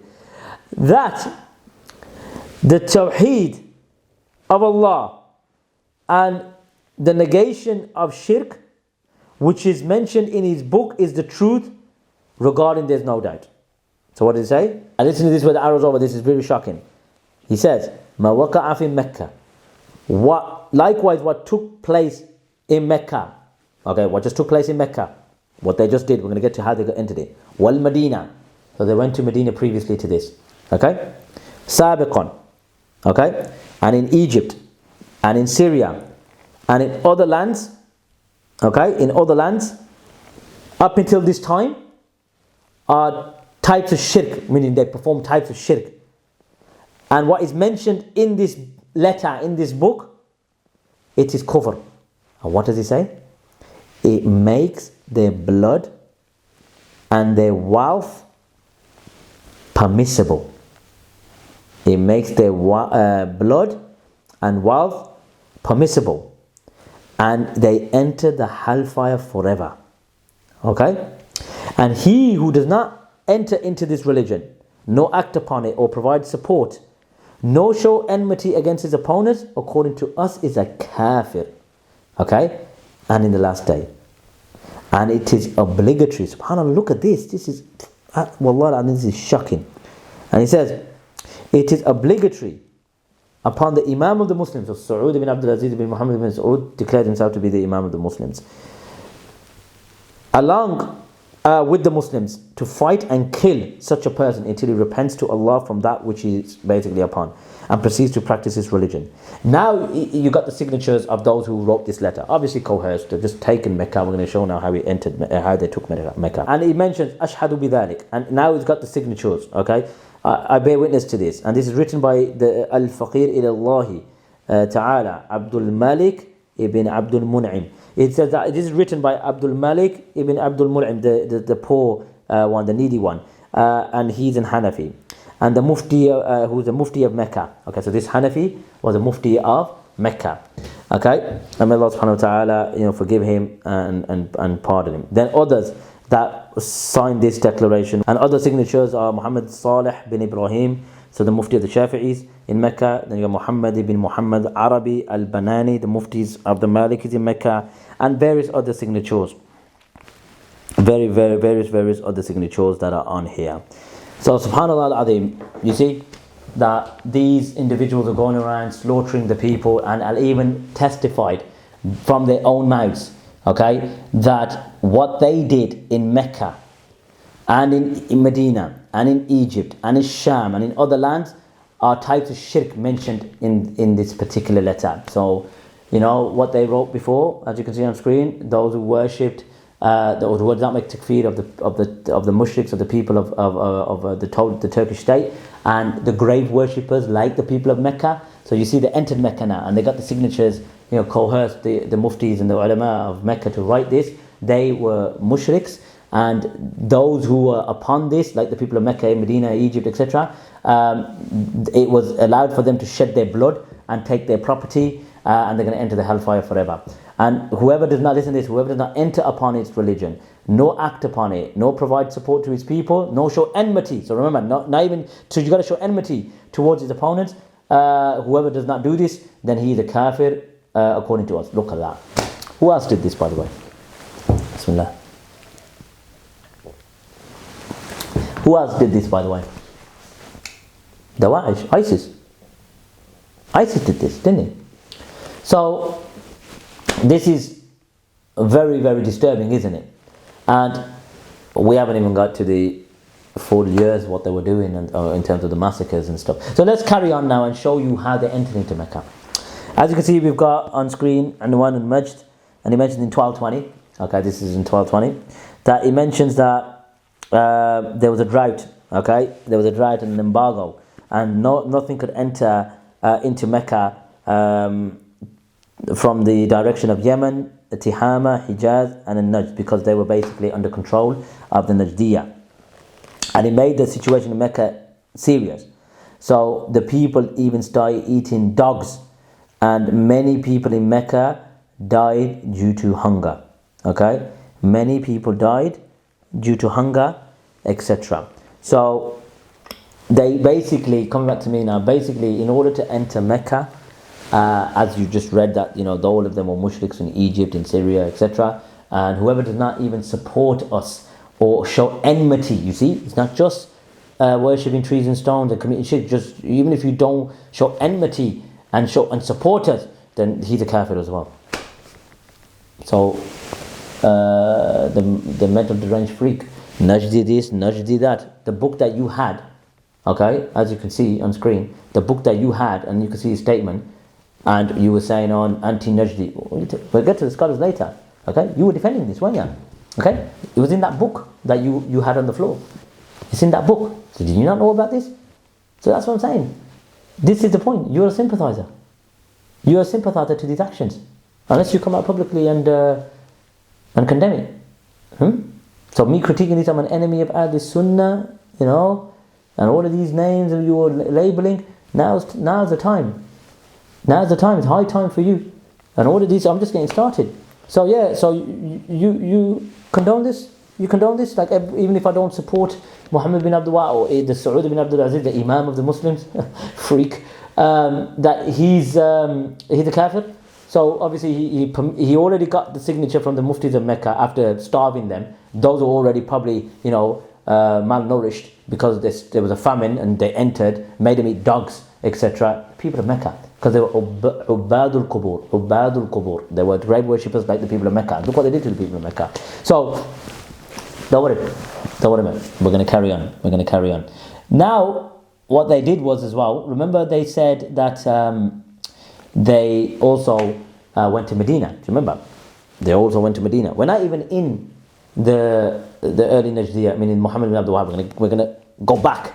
I'm just showing you these takfiri tendencies, how extreme they were, and you know, if you don't aid us or support us or show enmity like they did to Uthman ibn Muammar, he apparently he did not show enmity to that tribe, so they killed him in the mosque after Jum'ah. Oh, great, isn't it? Great stuff, mate. You should be proud of yourself supporting this particular da'wah. Anyway, so let's go into this now. As you can see on screen, it mentions that they headed towards Medina. Okay, they headed towards Medina. Look at this. Look how vile they were.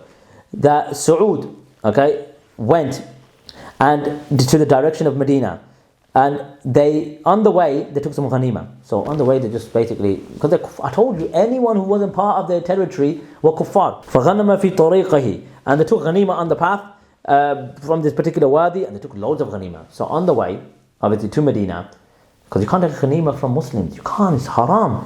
But yet the Najdis, everyone was fair game. Okay, so they took some ghanima on the way. So when they got to the close of Mount Uhud, they saw the horses of the Turks, of the army of the Turks. So they basically attacked them and killed about 30 of them. And then the Turkish army ran away. And what did Saud do? He went to a certain place and subhanallah, I think this is just shocking. And they went and burnt some palm trees and killed men. And then they went to another place, Fil Harra, and they went there and obviously besieged them and granted them safety. So then thereafter they went to some other place and they cut some palm trees and destroyed their houses and took some ghanima, etc. And then the Muslims split it amongst themselves, amongst the men, etc., etc. So you see, they went to Medina as well. So when he said what we did before in Medina, so they went to Medina, then they went to Mecca, and they took obviously they went there and just on the way they took some ghanima, can't take, so they declared them as murtadun. So you can only take ghanima from murtadun and kuffar. So they were mushrikun. They killed 30 of the Ottoman Turks. Then they went into another place. They cut the trees. They burnt. Then they went into another place, and what did they do? Then they went and destroyed some houses and took some ghanima also. Absolutely vile. So the mental deranged freak. This is acceptable, isn't it? You want to condemn ISIS, which you do, but you endorse and sympathize with the early Najdiya, as you did, as you could see on screen. Huh? Is this acceptable? Killing and scaring the people of Medina. You know what the Prophet ﷺ said about those who spread fear into the hearts of the people of Medina, as you can see on screen. The Prophet ﷺ said, this is in Musnad Imam Ahmed, he said that whoever plots against the people of Medina, okay, or terrorizes the people of Medina with oppression, Allah will terrorize him. The curse of Allah, the angels and the people altogether will be upon him. Allah will not accept his obligatory or voluntary good deeds on the day of resurrection. I find it hypocritical that you'll condemn ISIS, but ISIS follow on from Muhammad ibn Abdul Wahab and the early Najdiya, which you just read. They follow on from them. So if you're condemning ISIS, which you do, how can you subtly justify or ignore or not even publicly come out and say these crimes are absolutely barbaric? You're the same people that would accuse your takfiri brethren from the Salafis, the Takfiriyun have been from Khawarij, but you won't call Muhammad Abdul Wahab and then Najdiya Khawarij. What else did they do? Okay, what else did they do? When I even got to the story of Muhammad ibn Abdul Wahab from 1157 all the way to 1206 here, you see, I'm just giving you, showing you the continuation of the atrocities and the massacres, etc. Pepsi was all the way there. And at the end of the day, I'm just flabbergasted on how you guys could silently approve of these actions, or even ignore it. I'm sure you guys knew about this. I'm certain you guys knew about this. But I'm not surprised that you keep silent, because like I said, you're closet takfiris, aren't you? Now, as you can see on screen, we've got the year 1216. So you see Iraq, 1220 they went Mecca, this is 1216. And they went to Karbala. And again, obviously, what Muhammad Abdul Wahab did to Uthman ibn Muammar, tribe of Huraymila. So don't, again, we oppose the Shia, wholeheartedly. And we don't obviously agree with their beliefs. But look what the early Najdiya did. So in 1216, Saud with his army, the victorious army, with some horses, etc., went to Karbala. And they landed upon the mosque of Hussein radhiyallahu anhu, and this was in Dhil Qa'dah, and the Muslims basically destroyed it, the walls, etc., and they killed so many of its people in the marketplaces and in the houses, and they destroyed the dome on top of the grave of Hussein radhiyallahu anhu, and they took, look at this, they took whatever was around the grave, around the dome, because I think it was gold, so they took that as well, so they looted that as well, and they took all sorts of stuff around the grave, etc., and they committed all sorts of atrocities. They took money, they took weapons, they took clothes, they took silver, they took gold, they took books, and they took loads of stuff from it. They just basically went there and slaughtered the people in Al-Karbala. Now, many empires ruled over Al-Iraq, where Shia mosques are. It is absolutely unacceptable. This is unacceptable, and it's not even, you could say, and again, I'm not going to even go into it, but they certainly justify it. You understand? They certainly justify it. Being Shia or not, this is unacceptable. This is unacceptable. And Ibn Taymiyyah, and obviously we'll go into it, Ibn Taymiyyah does not declare the Shia to be mushrikun, and we'll prove it in another video. You could go read Majmu' al-Fatawa. There's loads of statements in there to indicate that he doesn't believe the Shia are kuffar, rather he believes the heads are kuffar, but the awam are al-bid'ah, and even to the point he gives them excuses as well, making it clear that this act is unacceptable. Killing people in marketplaces, killing people in houses,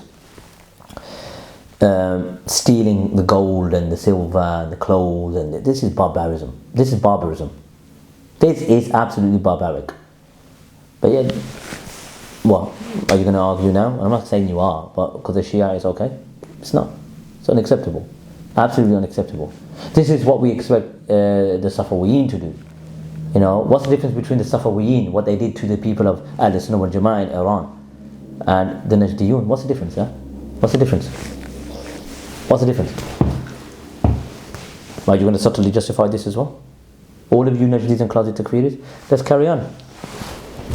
In the year 1210, okay, so we're going backwards. Okay, we're going to go back to the early Najdiyyah, start of the early Najdiyyah from Tarikh and Najd. He mentions that they went to Al-Ahsa, and Al-Ahsa was very, very oppressed by the Najdiyyah. They committed all sorts of massacres in the Najdiyyah. And he mentions that Saud, before sunrise, the Muslims shot their rifles all at once, and the earth trembled and the heaven became dark, and smoke rose into the sky, and many pregnant women in Al-Ahsa had a miscarriage because of the shock and fear. So basically what happened, Saud, I told you he's a monster, this Saud was. He settled in this place, and all of the people of Al-Ahsa appeared in front of him in kindness, and obviously were scared, weren't they? And he commanded them to leave, so they left. And he stayed there for some months, killing whoever he wanted, and exiling whoever he wanted, and imprisoning whoever he wanted, and taking from the wealth, and destroying places, and building strongholds, and destroying houses, and wanting thousands of dirhams from them in Al-Ahsa, and taking it from them. And Saud killed many of them, okay, to the point that one lies that's killed in the land and is taken out from the tent, and his neck is struck off in front of the tent of Saud, until he annihilated all of them except a few. And Saud came in possession of so much wealth in this ghazwa that basically he couldn't even count it. That's how much money he was obviously engaging in, and that's how much money he stole and took. And I don't know what more I can say. It's absolutely barbaric. So this is in the year 1212. Okay, so this is now obviously in the reign of Abdul Aziz ibn Muhammad bin Saud, his son-in-law, and Muhammad bin Saud's son. They went to Basra, and it says that وَفِيهَا في Ramadan, that in that year Saud went or set out بالجنود منصورة, with the victorious army and the famous horses from the areas of Najd, and it says obviously he went obviously intending the north, meaning Al-Iraq. He says وَأَغَارَ عَلَى السُّوقِ الشُّيُوخِ الْمَعْرُوفِ عِنْدَ الْبَصْرَةِ, that he basically did a attack on the known al-shuyukh market near Basra. And what did they do? وَقُتِلَ مِنْهُمْ قَتْلًا كَثِيرًا, and he killed many of them. But furthermore, obviously when Saud entered Mecca, he mentioned about Syria as well. So as you can see in Anwan and Majd, it mentions how they went into Syria, and basically they fought the people, and they killed many of the people of Syria, a lot of them. And they, from the people of Syria, they obviously placed terror, a lot of terror in this particular ghazwa, and in Damascus and in other areas, in the valleys, etc. So that's how they basically slaughtered the people of Syria. So what we've just read to you is the absolute massacres, atrocities that they were committing in all the areas. Like obviously we're going to get into Muhammad Abdul Wahab, how he slaughtered the Arabian tribes. in those areas that we mentioned in Al-Arid and in Najd. So, all you closet takfiris out there, are you going to go and come out publicly and say, yes, they were all mushrikun, Muhammad ibn Abdul Wahab was right, all of them deserved it, and their blood was halal and their wealth was also halal, as per Saud Ibn Abdul Aziz, what he mentioned in that letter, which was written by the muftis of Mecca, obviously coerced, made them eat dogs and starve them. Obviously, they were going to write anything that they were told, because it was barbaric the way they were being treated. Now what we're going to do is we're going to now go into the years of Muhammad bin Abdul Wahab now, okay, to show you that all of these atrocities that we're showing you obviously after in Mecca and Medina and Iraq and Syria, etc., was basically following on from the massacres of Muhammad bin Abdul Wahab and the early Da'watun Najdiyyah. And all of those atrocities that we've just read out to you was basically them just carrying on where Muhammad bin Abdul Wahab left off. And we'll show you this in so much detail. Now, as you can see on screen, this is Tarikh al-Najd. Okay, this is Tarikh al-Najd. So it mentions that the Muslimin obviously went out on this ghazwa, and their leader was Abdul Aziz. And they went to Ahsa, and there was about 30 horses, okay, and the Muslims went to this conquest, and when they attacked them, okay, they attacked the mushrikeen. You see, al-mushrikeen, okay, this is from Tarikh al-Najd, and they killed about 70 men. So when they went there, they killed the mushrikeen, okay, this is in the time of Muhammad Abdul Wahab, and they killed 70 men. And the Muslimin, okay, took so much weapons, equipment, and animals. Okay, so they killed the mushrikeen, and they obviously killed about 70 of them, and they come back. Okay, they just come back, kill 70, and they come back, and they took their animals, took their wealth, etc., and come back. Furthermore, the Muslim went on a conquest. Okay, and the Emir was Abdullah bin Muhammad bin Saud, and no fighting emerged between the two parties. So they went out on the ghazwa. No fighting happened between these two. So they returned back to Huraymila. Remember Huraymila, when they slaughtered them and obviously they made them mushriks, obviously after they spat with Uthman ibn Muammar, because he obviously was under suspicion for aiding, and then they killed him in the mosque after Jum'ah. Remember, he said they returned back to Huraymila, and they did a conquest against this Jama'ah in Sabi'. And what happened was, on the way back, they took their camels and their horses, and they took a lot of equipment and stuff on the way back. So they went out to fight. They found no one to fight. They didn't fight that particular tribe.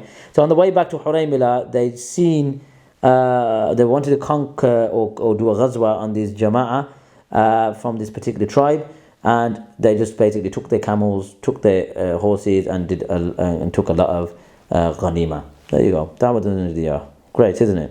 Great stuff. It mentions in 1182, this is 1182, so obviously Muhammad Abdul Wahab was still alive, he died in 1206, that Abdul Aziz went with the Muslims to Sabi', and long story short, they went there and fought the Murtaddeen, okay, they fought the Murtaddeen, and obviously at the end of it, the Muslims took a lot of equipment, horses and camels. So obviously fought the Mushrikeen, obviously, because obviously they were mushriks, weren't they, like everyone else, and they took their livestock, they took their equipment, they took their horses, and they took their camels. So mushriks upon mushriks, everywhere you go, mushriks upon mushriks. So he mentioned that Saud obviously went with the Muslims intending to raid some Bedouins in Unayza, etc.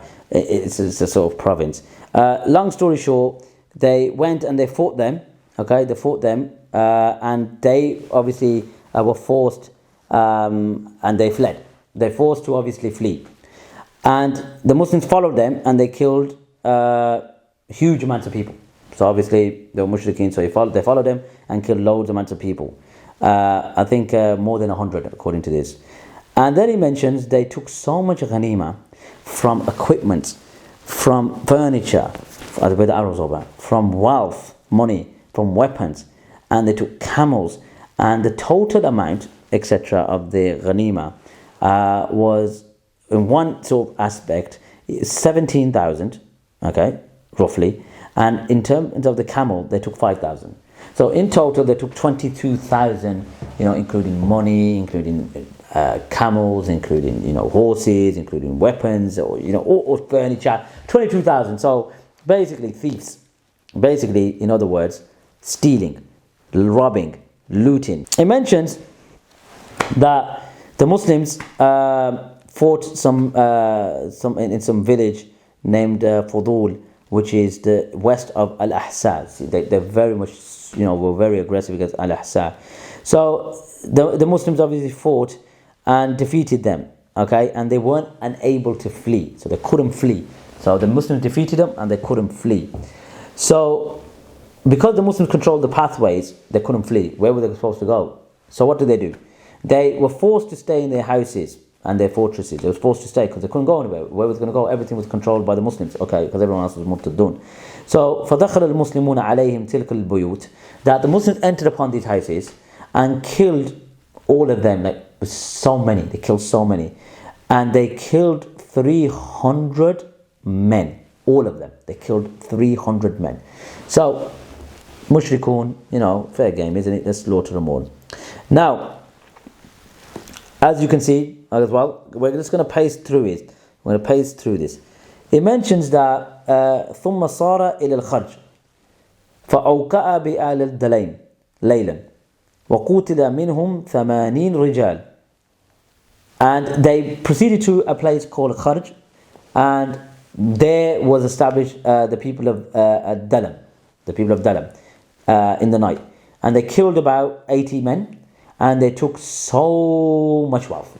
Okay, so much wealth, ghanima everywhere. Okay, ghanima everywhere. So the Muslims then did a ghazwa to Manfuha, the land of Manfuha, and look at this, with the arrows over. They burnt some of the livestock. So why are they burning the livestock for? Obviously, they didn't. They basically treated them as mushriks. They treated them as mushriks. Do what you want, and even in war, there's engagements. You don't cut down the trees, you don't burn down, etc., etc. So they burnt some of their livestock, and they proceeded towards Riyadh. Okay, and they fought Al Rais. So yeah, this is what they were doing, weren't they? They were just going around killing, like it was their God-given right. Because according to them, they were all mushriks, weren't they? So it was fair game. So carrying on now, just to obviously show you how much they were going around slaughtering the people. So in the year 1189, Saud Ibn Abdul Aziz bin Muslimin ila Al Khaj. Abdul Aziz went into a place called Kharj, and they went into a village, and there basically was fighting between them until the Muslims were victorious, and they ran away and they killed 12 men. And the way it says, and the Muslims cut some of their palm trees. Okay, so the Muslims, obviously after defeating them and killing 12 of them, they basically cut their palm trees. Okay, so that was something that they were normally doing. It was nothing new. Okay, so let's go now. Okay, we're going further into this. So we're showing you so much stuff. It mentions that the people of Hurma apostated. Okay, the people of Hurma apostated, and their leader obviously did some treachery. Okay, and he mentions obviously all of the names as well, Sadir, and obviously he mentions all these apostates because they were people of treachery against the people of Iman. So you see the suspicion again, the way they killed Uthman ibn Muammar, and because they killed some of the Muslims. Now again, you don't become apostate by killing Muslims. It's a major sin, but you don't become apostates. But this is how they were behaving. It was like they were the deen, you see. So let's go now to 1195. And it mentions in the year 1195, Saud went with the Muslims into the land of Dalm, and then to Kharj. Again, you see, they keep going to the same places. And they fought the people there severely until they were forced to flee. And what happened then? They obviously besieged them, killing many men. وَقُتِلَ مِنْهُمْ رِجَالًا كَثِيرِينَ. And they cut the palm trees, and there was about 1,000 palm trees. So they cut about 1,000 palm trees. What for? Why cutting 1,000 palm trees? It's normal. This is the Dawah to Najdiyyah. This is what you want to defend. This is what you want to defend people. Okay, so let's go to now 1199. We're going to carry on. There's loads of stuff. So he mentions that Saud went to Al-Ahsa, okay, and when he went to there, he obviously landed, and the Muslims took it over, and when they went, they took everything that they could find with the arrows over. وَأَخَذُوا جَمِيعَ مَا كَانَ فِيهَا مِنَ الْحَيَوَانَاتِ, and they took all the animals that they could find, all the equipment. And then he mentions that Saud was returning back from this ghazwa, okay, and as they were returning back, they found some people, defeated them and killed 80 men. Okay, brilliant. Okay, so let's carry on. We're not stopping just yet. We got here that in the year 1206, okay, 1206, it mentions that Saud went to Qatif, again predominantly Shia Rawafid time, and when they went there, they found obviously idols and stuff, and the Muslims surrounded them, okay, and when they surrounded them, they killed whoever they can find, and they killed up to 1,500 people, and they took over whatever they can grasp from wealth, etc. And there was so much that they couldn't even count it. Okay, they couldn't even count it or describe it. So 1,500 people dead there. Now, coming back to me now, let's just comment on this. Okay, so let me just sort out the script, because there's so much I gotta cover that it's practically impossible. Obviously, we're going through it to show you that this is just the way they were behaving. 1,500 people from the Rawafid, okay, were slaughtered. They already slaughtered in Karbala. They already slaughtered in Basra. They've slaughtered, Ahsa, Manfuha, Huraymila, Dulaym, Kharj. We'll get to Zulfi as well. This is unacceptable. I don't care what you say. At the end of the day, Rawafid or no Rawafid, slaughtering 1,500 people just like that, being Shia, impossible, unacceptable. And this is because they believed they were the deen, they were allowed to do it, because it wasn't even nothing to do with Rawafid.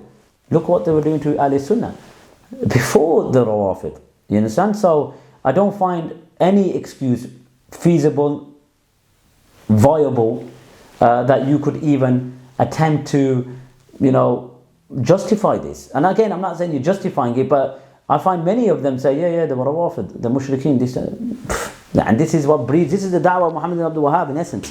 You understand? This is the da'wah of Muhammad ibn Abdul Wahab in essence. Let's carry on.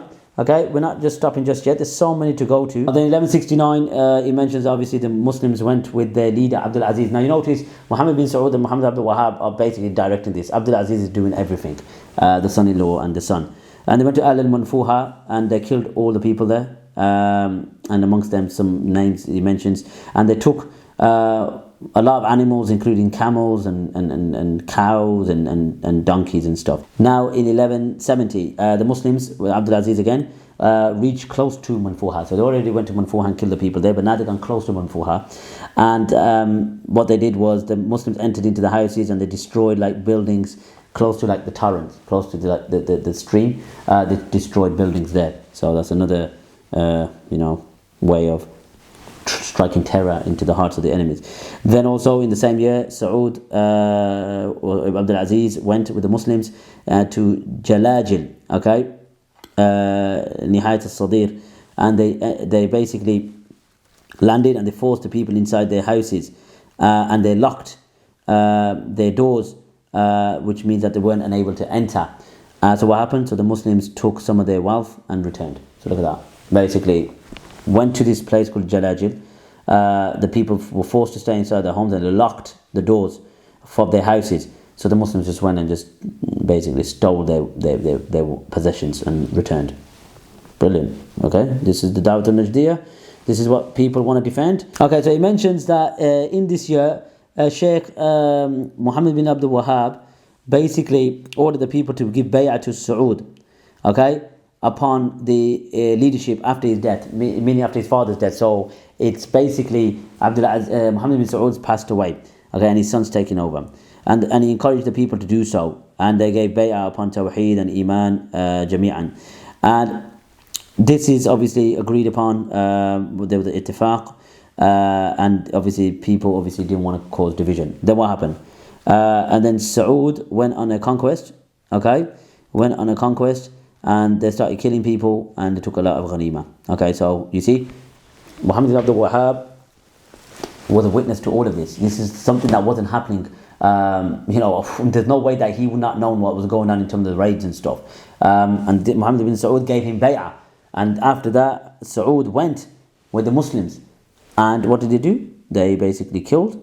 Okay, and it says وَقُتِلَ مِنْهُمْ عِدَّةِ الرِّجَالِ. They killed loads of men and they took loads of ghanima. Okay, this is great behavior, isn't it? Okay, so Qazi Takfiris, madness, absolute madness, that this is somehow approved by Muhammad bin Abdul Wahab and the early Najdiya, that this is acceptable. Absolute nightmare. Do I remember this is Al-Ghazawat? So a lot of these conquests or these raids are not defensive, they're offensive. Because remember, they're taking ghanima, etc. So it's not defensive, it's offensive. Don't get me wrong, you'll see later that the Sharif of Mecca, after being attacked, does attempt some raids against the Najdiya. But it's all to do with the raids that have been carried out for 40 plus years, or if not 70 plus years. So I mentioned here that basically there was back and forth fighting between certain tribes, and they requested Saud to enter upon Islam, okay, and Ta'a, okay, and this is Ahl al-Huta. So what happened?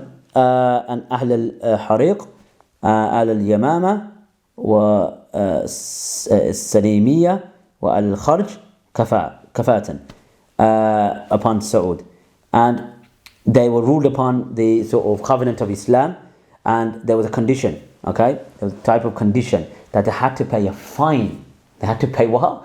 A fine as punishment.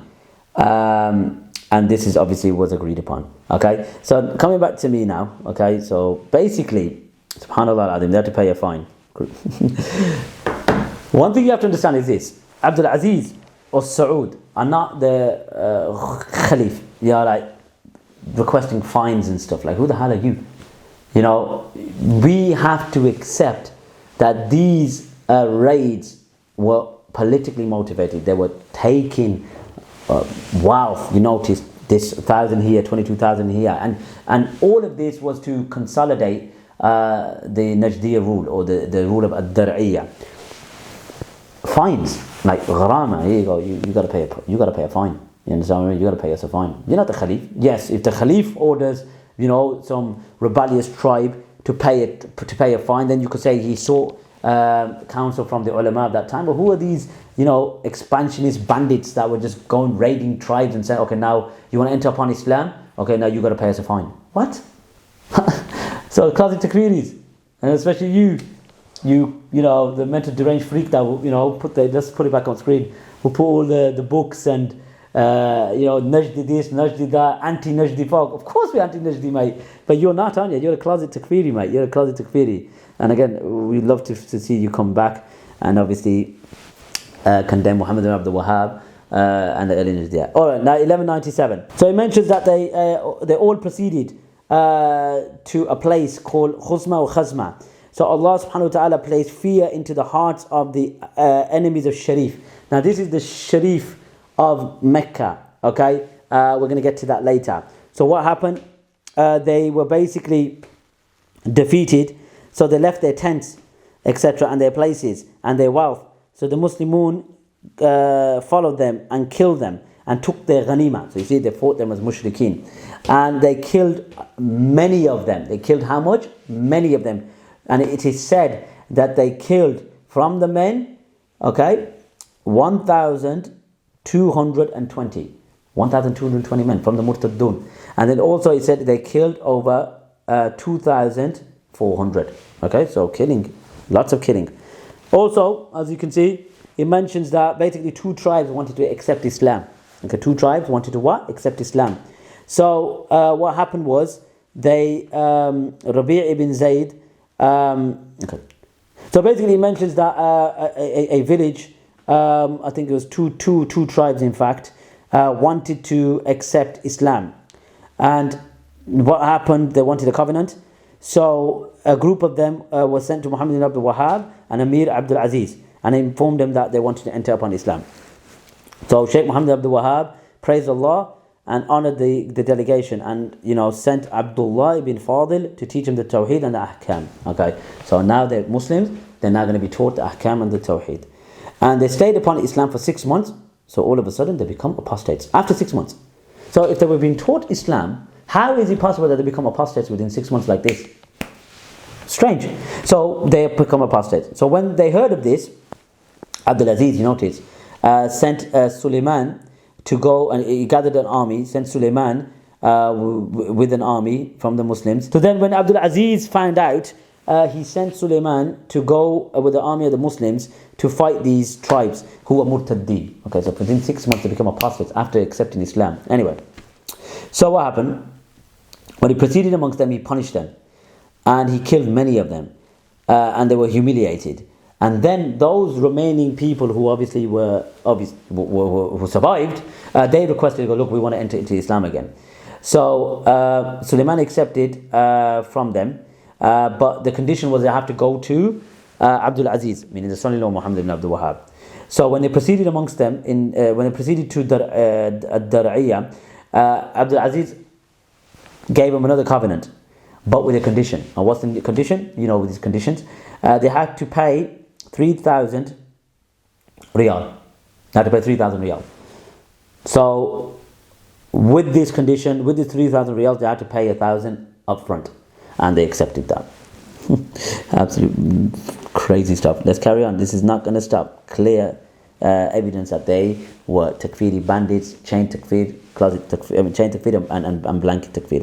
In 1201, Saud went with the Muslims and entered into an area called Malham, and they stayed there. Okay, and they waited with a group of the Muslims. So the leader from Yamama informed them that the Al Bijadi wanted to apostate. So look at this suspicion. They wanted to apostate and surprise attack on the Al Tawheed. So this year, 1205, it just mentions that Saud went on a campaign to some Bedouin Arabs to fight them. And when they obviously got there, the Muslims went and attacked them. Okay, and the Muslims defeated them and killed more than 50 men and took a lot of ghanima from the wealth and the equipment, as you notice, furniture and lots of camels and stuff. And then he mentions that when Sharif Ghalib bin Musa'id, the Sharif of Mecca, heard about this particular attack, he gathered all of the people to intend to support him, and there wasn't a village or a province that followed him. So long story short, they went, and according to the Najdis, a lot of these Arabs or a lot of these Bedouins that joined this campaign become apostates after Islam. So just by joining a campaign against them, it renders you an apostate. So they landed in this castle of Bisam, and basically there was roughly about 20 fighters from the Muslims. They were unable to penetrate. The fighting continued on for like 10 days, but the Muslims stood firm in the palace, and then the Sharif basically returned and were disappointed. So obviously, so just to summarize, whoever coming back joined this plot to attack the Muslims, the only Muslims in Najd and the surrounding areas, all of them become murtaddun. Okay, that's like that. So remember, it wasn't just worshipping trees and stones. Just by aiding again or supporting, like they mentioned, that was tantamount to apostasy as well. So carrying on. So now we got the year 1208 in Muharram. Okay, at the end of the Muharram, Saud went to a village called Al Shaqiq, which is obviously in Ahsa. You see, in Ahsa, and there was 600 men. So the Muslims obviously surrounded them, and there was fighting between them, and there was so many people that got killed from the men in that particular territory. So the Muslims started cutting trees in the third night, so the people of Al-Shaqiq fled to a village called Qurayn and some other villages, and so Saud sent a group of Muslims to obviously overpower these particular tribes, etc., and they took whatever they could find in terms of wealth, etc. Then he mentions that in the year 1208, Saud went to besiege Al-Ahsa and to destroy it and to punish the Fujjar wal Murtaddeen. So he wanted to punish the Fujjar wal Murtaddeen, those who killed the du'at of the Muslimin and the teachers of Tawheed in it. Okay, so coming back to me now.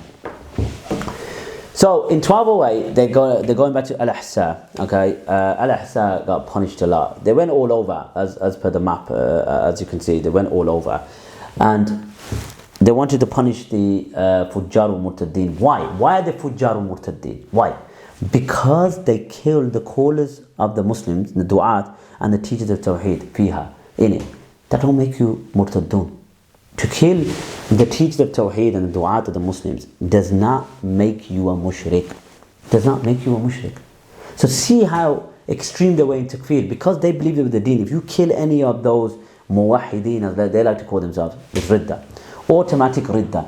This is absolute nonsense. So he mentions in that the Muslims went to a place called Al-Thadiq, and they landed upon them and they started cutting their palm trees.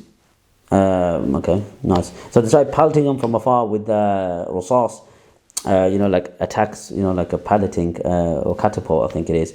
And they killed about 70 people and they surrounded them. So in the end, they got surrounded and they accepted Islam. They went to the Sheikh in a dirriya. So you see dirriya. So the Sheikh was involved. The Sheikh, so Abdul Aziz was kind of sent by them to commit all these ghazawat, these murtaddun. So Sheikh was aware, and they entered upon Islam. So Ahmad ibn Suwaylim taught them the Tawheed and the Ahkam. So then he mentions that Abdul Aziz led this campaign to Al-Zulfa. And basically, to summarize, they went there and they took a lot of ghanima and they returned safely. So they just basically robbed them and looted them and come back. Okay, so he mentioned that in 1166, at the end of it, Al-Manfuha apostated. Okay, and they basically violated the agreement with the Muslims and they expelled the Imam. Okay, they expelled the Imam. They expelled about 70 men, etc., etc. So just to clarify, coming back to me, you don't become an apostate just by expelling your Imam, right? That doesn't make you an apostate, So this is how they were sort of loose, with apostasy. That expel the Imam, they become apostates because they expel the Imam. And then also he mentions it about when the Sheikh obviously observed the people of his provinces of Dalala, the apostates, from those who apostated from Tawheed in the year 1167. Okay, so 1167. So obviously apostates are, falling left, right, and center. I forgot to mention. He mentions that Abdul Aziz took a lot of wealth and ghanima to ad-dirriya, and then Sheikh Muhammad bin Abdul Wahab split it. So just to add as well, in 11, when they took Huraymila, they went and basically stole whatever wealth and stuff that was there, and Sheikh Muhammad bin Abdul Wahab himself split it. Okay, so all of this was not, the Sheikh wasn't unaware of what's going on. The ghanima, because they mentioned in the first meeting, it was known that they obviously were going to these tribes and going to these provinces to fight them as murtaddun, as apostates, so their blood was halal and their wealth was halal, and the Sheikh himself is splitting the wealth. So subhanallah al-azim, this is how ridiculous this gets when it comes to obviously the mass butchering and all the other things that are connected to it. We're not going to obviously keep silent of these forefathers of ISIS. 1184, the Abdul Aziz with the Muslims went to, or intended Takfir, and they raided into this particular place and they basically fought them and they killed amongst them men and took from them camels. As you know, obviously this was their sort of specialty. Go and raid and take people's stuff and kill them. Nothing new. It wasn't something that was obviously unaware or what they were unaware of. This is obviously how they were behaving. And this whole chapter of Al-Ghazawat it's clear that this was the sort of modus operandi, how they were obviously treating the believers, and we can't find anything other than destruction and killing and everything else connected to their da'wah of mass murder and slaughter. Now, what we're going to do, we're going to take a pause now before we get into the latter part of the da'wah to Najdiyyah, what they were doing in certain areas. Okay, so coming back to me now. So we're going to take a break a bit because there's too much information. Obviously, there's more. We could also expand on it further, but ultimately, you just seen the pattern. Blanket takfir, chain takfir. Okay, blanket takfir, chain takfir, mass murder, genocide, and we're going into Muhammad Abdul Wahab's lifetime, Abdul Aziz, Saud Ibn Abdul Aziz ibn Muhammad bin Saud, and now we're going to get to the end part of Saud Ibn Abdul Aziz ibn Muhammad bin Saud, and then his son Abdullah ibn Saud ibn Abdul Aziz ibn Muhammad bin Saud. Muhammad ibn Abdul Wahab wrote many letters, and a lot of these letters were basically come back to Tawheed, and also what it was as well, it was their concept of, if you do not accept or support us or have enmity towards who we have enmity towards, then this is also kufr. And as that letter, as on screen, what Saud forced the muftis of Mecca to write after starving them to death and making them eat dogs, this was their modus operandi. This was how they were operating. So get it out there. It wasn't just the aspect of at-tawheed, meaning that you were worshipping other than Allah, shrines, calling upon Sheikh Abdul Qadir or anything else connected to it, because it said Ubadul Qubur, and the people of Mecca, we know what they did to the people of Mecca. So do we believe that the people of Mecca, come back to me, do we believe that the people of Mecca were worshipping the graves? No, they weren't. Maybe they had shrines, maybe they had un-Islamic practices, i.e. al-istishfa', or maybe tabarruk to a certain extent, whatever it may be. They weren't worshipping those graves. Maybe in certain areas of the Ottoman territory they were calling upon them, making dua to them, making tawaf around those graves, but this is down to ignorance. You don't just go there and just slaughter them. He made the blood of the Muslims cheap. They're ignorant. No doubt about it, they were ignorant. Now what we're going to show you is that look how dangerous his methodology is. Al-Zulfi got the book Al-Rasail Al-Shaqsiyya. Muhammad Abdul Wahab is basically saying that I'm going to inform these people regarding love and hatred and mawalat, aiding, supporting, and etc. That a man's religion, won't be any, it won't benefit him basically, providing he hates Al-Zulfi. And look what he says as well, subhanAllah, he said, and their likes, not just Al-Zulfi and their likes. So Muhammad Abdul Wahab also saying is that it would not benefit him leaving off shirk, and it would not benefit him, he's saying of La ilaha illallah, okay, even if he basically has tawheed, doesn't hate those people of shirk, okay, and their people, and marrying them, etc. And so the gist of it is that your La ilaha illallah, coming back to me now, that your La ilaha illallah and leaving of shirk won't benefit you. It won't benefit you. So you could hate shirk and leave shirk, and you could say La ilaha illallah. That won't benefit you unless you hate Al-Zulfi and their likes. So all of this is not going to benefit you at all unless you hate Al-Zulfi and their likes. So La ilaha illallah won't benefit you, and leaving off shirk won't benefit you, providing you hate Al-Zulfi and their likes. This is the da'wah of Muhammad ibn Abdul Wahab. These are the letters he was writing to the people. This is scholarship. This is exactly what the Salaf were promoting. This is Takfeeri methodology. They gave the base and they gave the legitimacy for ISIS to carry on. And this is ISIS rhetoric. Okay, we're going to go back. We're going to go to the end of the da'wah to Najdiyyah. What they were doing at the end when they were killing in Oman and they were killing in various other places, one in ships, in the ship battles, etc. Imam Shawkani, Imam Sana'ani, Ibn Aflaq, and Ibn Abadi. They argue that Imam Shawkani praised Muhammad bin Abdul Wahab, and they don't obviously look into his other works where he actually criticized the Da'wah to Najdiyyah when he came to realize the reality of their takfir and their killing, etc. So let's go into this first. And this is in the book Al-Badr al-Tali', okay? And this is what they quote. As far as the Muhammad bin Abdul Wahab, they say that he's Khawarij. The people allege he is Khawarij. And I don't think this is true. The Prophet says, I don't think this is true.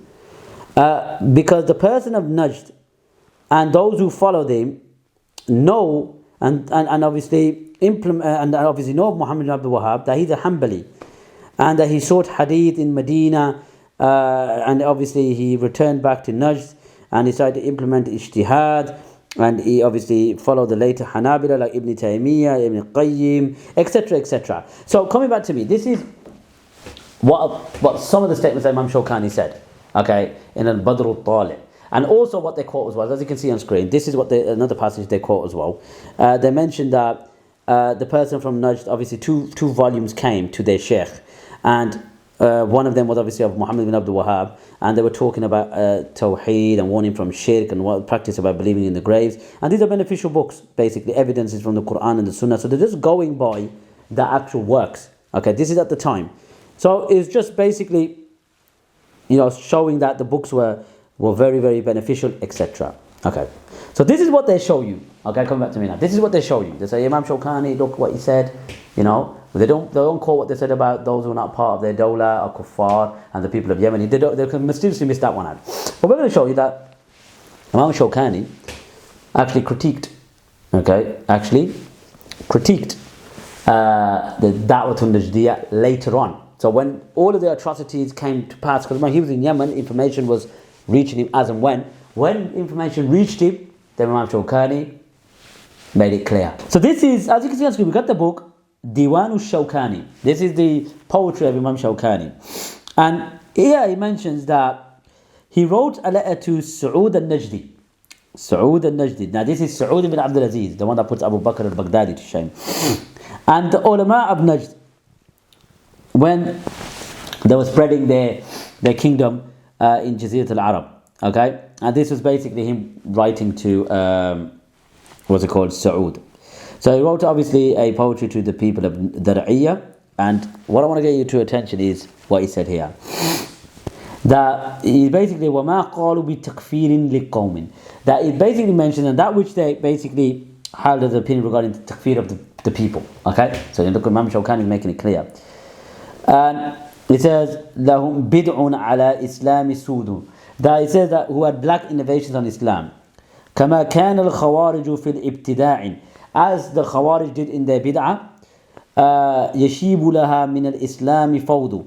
That which basically the hair would turn white. So then he mentions, okay, as you can see, he mentions فَكَيْفَ يُقَالُ قَدْ كَفَرَتْ أُنَاسٌ. Look at that, Imam Shawkani said. He says, how can it be said that some of the people committed kufr? يُرَى لِقُبُورِهِمْ حَجَرٌ وَعُودُ. Now whose graves are seen to have stone and wood. فَإِنْ قَالُوا أَتَى أَمْرٌ صَحِيحٌ. So if they've said a correct command has come, okay, بِتَسْوِيَّةِ الْقُبُورِ فَلَا جُهُودُ. That regarding the flattening of the grave where there's no rejection, وَلَكِنْ ذَلِكَ ذَنْبُ لَيْسَ كُفْرًا. That is a sin and it's not kufr. وَلَا فِسْقًا فَحَلْ فِي ذَا رُدُودٍ. It says, nor is it fisk.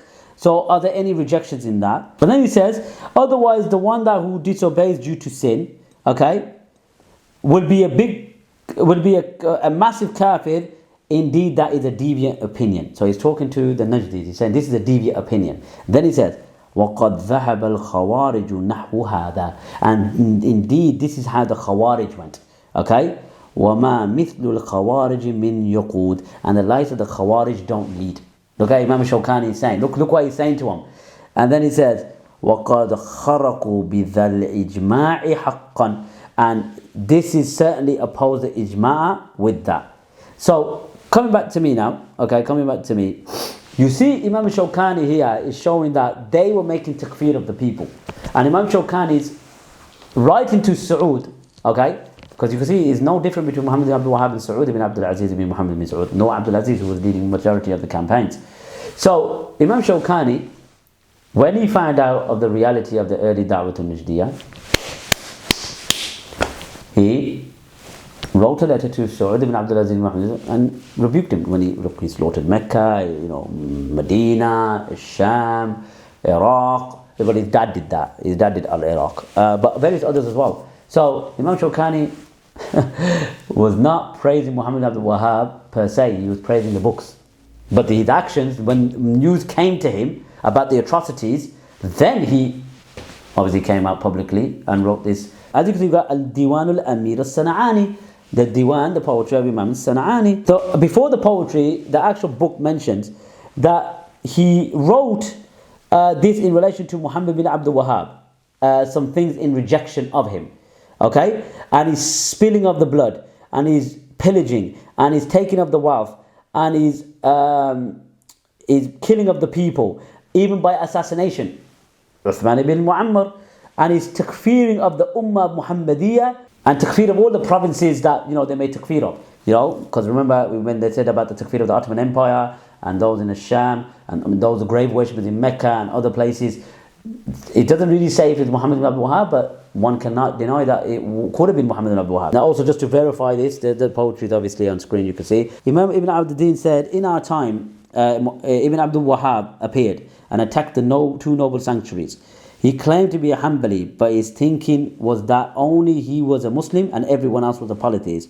And due to this, he said that killing Ahl Sunnah was permissible until Allah destroyed them in the year 1233 by the way of a Muslim army. Okay, so as you can see on screen, it's there. So when they were destroyed in 1233, I thought it was 1232, so I was going to get it wrong.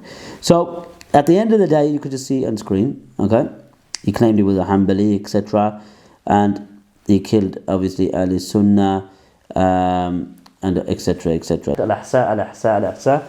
He had to flee because of the atrocities that they were committing. Now let's go back to durar saniyya, because we're just going to pace through this now. It's lengthy. It mentions that the Sheikh was asked, and this is Abdullah bin Abdul Latif, okay, regarding the Ottoman Empire, and whoever does not do takfir of them, and they are obviously only sinners, etc., and those obviously, what did he say? They are bughat, and their wealth is not halal, etc., etc., etc. So then he said that the response is that whoever does not make the takfir on this particular empire, this dawla, okay, and only sees them to be a Muslim oppressors, does not understand the meaning of La ilaha illallah. Okay, and whoever believes this, obviously that they believe that they're Muslim, this is severe, and this is directing the kufr of the one that disbelieves in Allah and does shirk to him, etc. And he said, whoever aids them or supports them with any assistance, be aid i'ana, فهي رد الصريح. Whoever supports them with any assistance, the Ottoman Empire, so it could be the Arab tribes, if they support them with any assistance, wealth, food, whatever, this is clear apostasy. Clear what? Apostasy. Now, what we're going to do now is, as Ibn Abdin mentioned, that they were destroyed in 1233. They were destroyed. So remember what they say, that the Da'man and them say that, if you're upon Tawheed, Allah will grant you victory, etc. So the question to ask is, again, we're going to get to it. How did they get defeated and destroyed by mushrikun, according to them? So they weren't upon Tawheed, then, according to your logic, because they got destroyed. So they were upon Tawheed. If they were upon Tawheed, how did they get destroyed? Don't make any sense. You're the one championing this, that if you're upon Tawheed, Allah... Again, this is generally correct, but Allah will test you as well. You see? Allah will test you, but you guys made this blanket general ruling. So, according to you and your logic, they must not be upon Tawheed, because Ibrahim Basha and Tushkan Basha destroyed them. So let's show you what they did later on, just to show you what they did in Amman, etc. As you can see on screen, it mentions that Saud went to Amman. Okay? Went to Amman. So, imagine that they gathered the fighters of Al-Amman, okay, and the people of Najd, and they fought, okay, they fought, to the point that when they fought, there was so much killing, okay, that it reached over 500 men, okay, 500 men, so they were just killing, went to Oman as well, so Yemen, Iraq, Syria, Makkah, Medina, Central Arabia, Egypt, Oman. Killed 500 men, and this is in the reign of Saud Ibn Abdul Aziz. So you see, Saud Ibn Abdul Aziz went a likable character. Do you remember Saud Ibn Abdul Aziz took over Mecca and he made the muftis write that all of the Egypt and Mecca, Medina were kuffar, murtadun, we're allowed to kill them, we're allowed to take their wealth. Do you remember?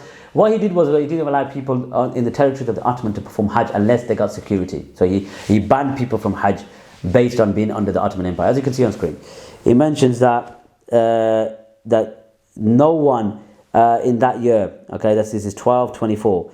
and they took Mecca in 1220, remember. So he mentions that no one was able to perform Hajj in that year from al-Sham, and the people of from Great Syria, from Egypt, from Istanbul, from Iraq, except if they had security or peace from Saud. See, Saud was not a nice character. There was a war by ship, and he mentions that basically there was severe fighting, and there was a lot of killing between the two, to the point that the Muslims killed and burnt their ships, and the people drowned. Okay. All of the sort of Al Khalifa, obviously, would from Al Bahrain, sorry, not Oman, it's Al Bahrain now, and their followers. They said that up to about 1,000 men got killed. Okay, 1,000 men got killed in this attack via sea in 1226. Imam Abdullah obviously was captured, and he was taken, and they tortured him. They pulled out his teeth.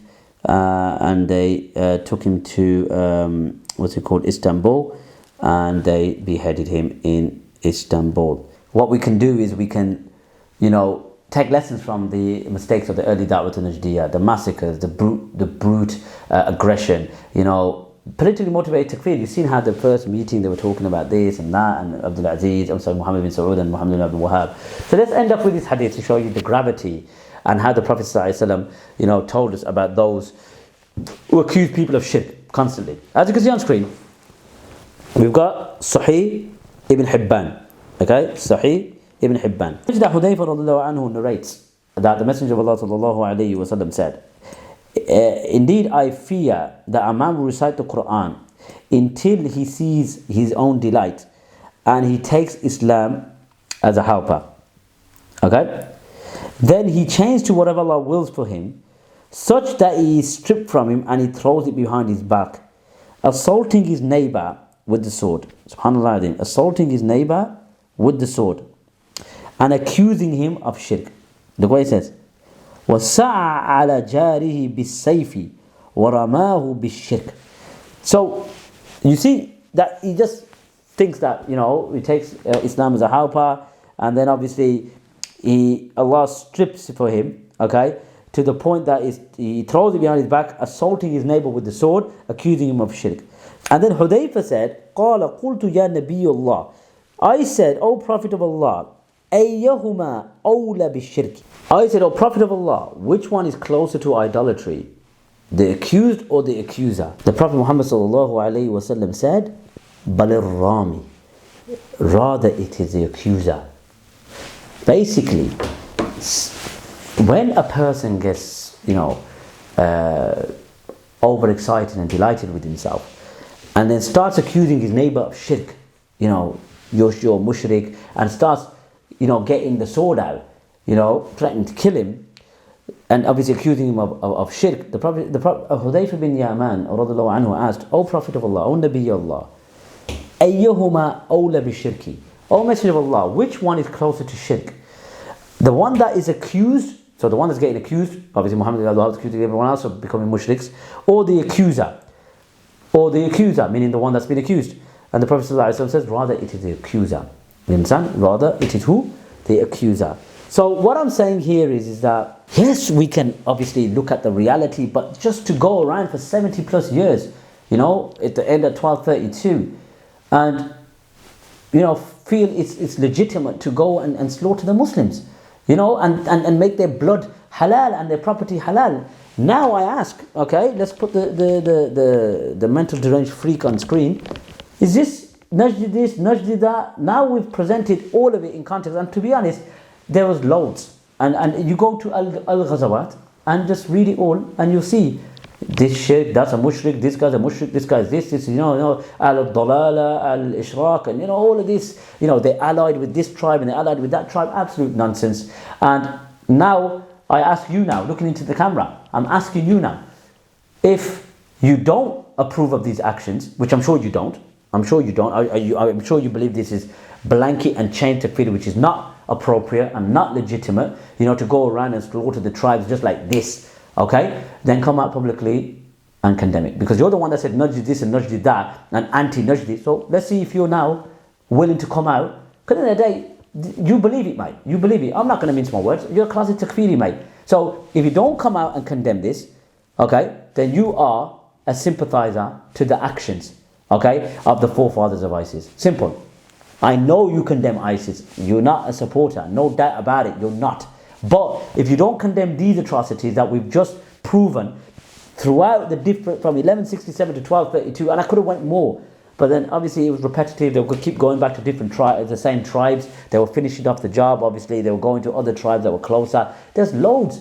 And I'm trying to condense it as short as brief as possible. So you need to come out now, and either you're going to say the Najdis had the right to do this, and they were right, and the slaughtering was correct, and the slaughtering was legitimate in Islam because they were mushriks and they were aiding the kuffar, the Ottoman Empire and those Arabian tribes that aided them, and these were the mushriks. Oh man, it was just non-stop, isn't it? And like Imam Shawkanis said, as you can see on screen, that they believed that if you're not under the command of Ibn Saud and not compliant with him, then you're outside the fold of Islam. So, and Imam Shawkani also obviously retracted his praise, etc. So ultimately, leaving the mental deranged freak to one side, we, as I said before, takfir is part of the deen. But Ibn Taymiyyah wasn't upon this. Ibn Taymiyyah, even though he wrote books against those ghulat from the Sufiya, he was hesitant to call them mushriks. And also he praised al-Bakri. اسمعوا هذه القصة. علي البكري أحد كبار الصوفية، له مؤلفات وكان يتكلم في الاستغاثة بغير الله جل وعلا، ووضح بطلان هذه الفكرة في كتابه الاستغاثة في الرد على البكري. ماذا فعل البكري؟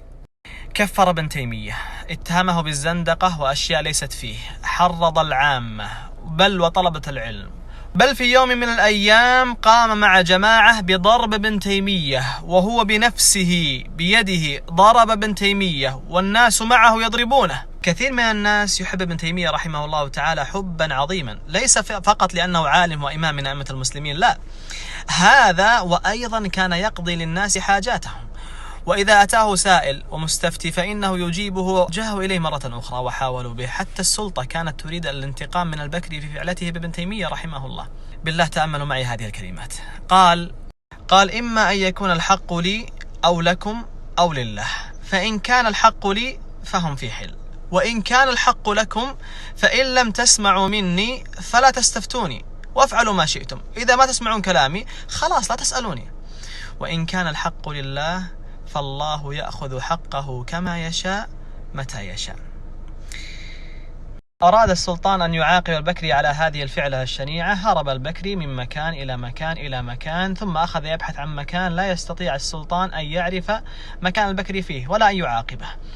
ما وجد أن يفر من السلطان الذي يريد معاقبته لفعله بابن تيمية إلا أن يذهب إلى ابن تيمية، فذهب إلى بيت شيخ الإسلام ابن تيمية، ذهب وشفع له، توسط له عند السلطان أن يعفو عنه فعفى عنه. So Ibn Taymiyyah in the time of Muhammad, if it was in the time of Muhammad, he would get killed by him, because he called him a scholar, he interceded for him, and he praised him. Muhammad would have slaughtered him like this. No doubt about it. You know it and I know it. So that's the end of the video. As I said before, it's your time now, closet takfiris. Come out and condemn this. Say Muhammad Abdul Wahab was wrong. His mass slaughter, his mass butchering is unacceptable. And that's all you need to do. It's not difficult, but you can't, can you? You can't, because you believe it. You believe it was right to slaughter those tribes. You do. You closet takfiris. So anyway, take care of yourselves until the next video. Wassalamu ala nabiyyina Muhammad. Oh man, oh man, oh man, oh man. كم مرة عصف الأنين بداخلي، كم مرة قد ذاق قلبي من أساه محن تمر، وكم كرهت مصابها لكن رأيت الخير يسكب في أنا. كم مرة قد ضقت من عظم البلاء، بشر وشيطان يحاصرني أباه. كم مرة قد أظلم الدرب ضحى وتحدر الدمع وضاقت بي رؤى. كم مرة عصف الأنين بداخلي، كم مرة قد ذاق قلبي من أساه محن تمر، وكم كرهت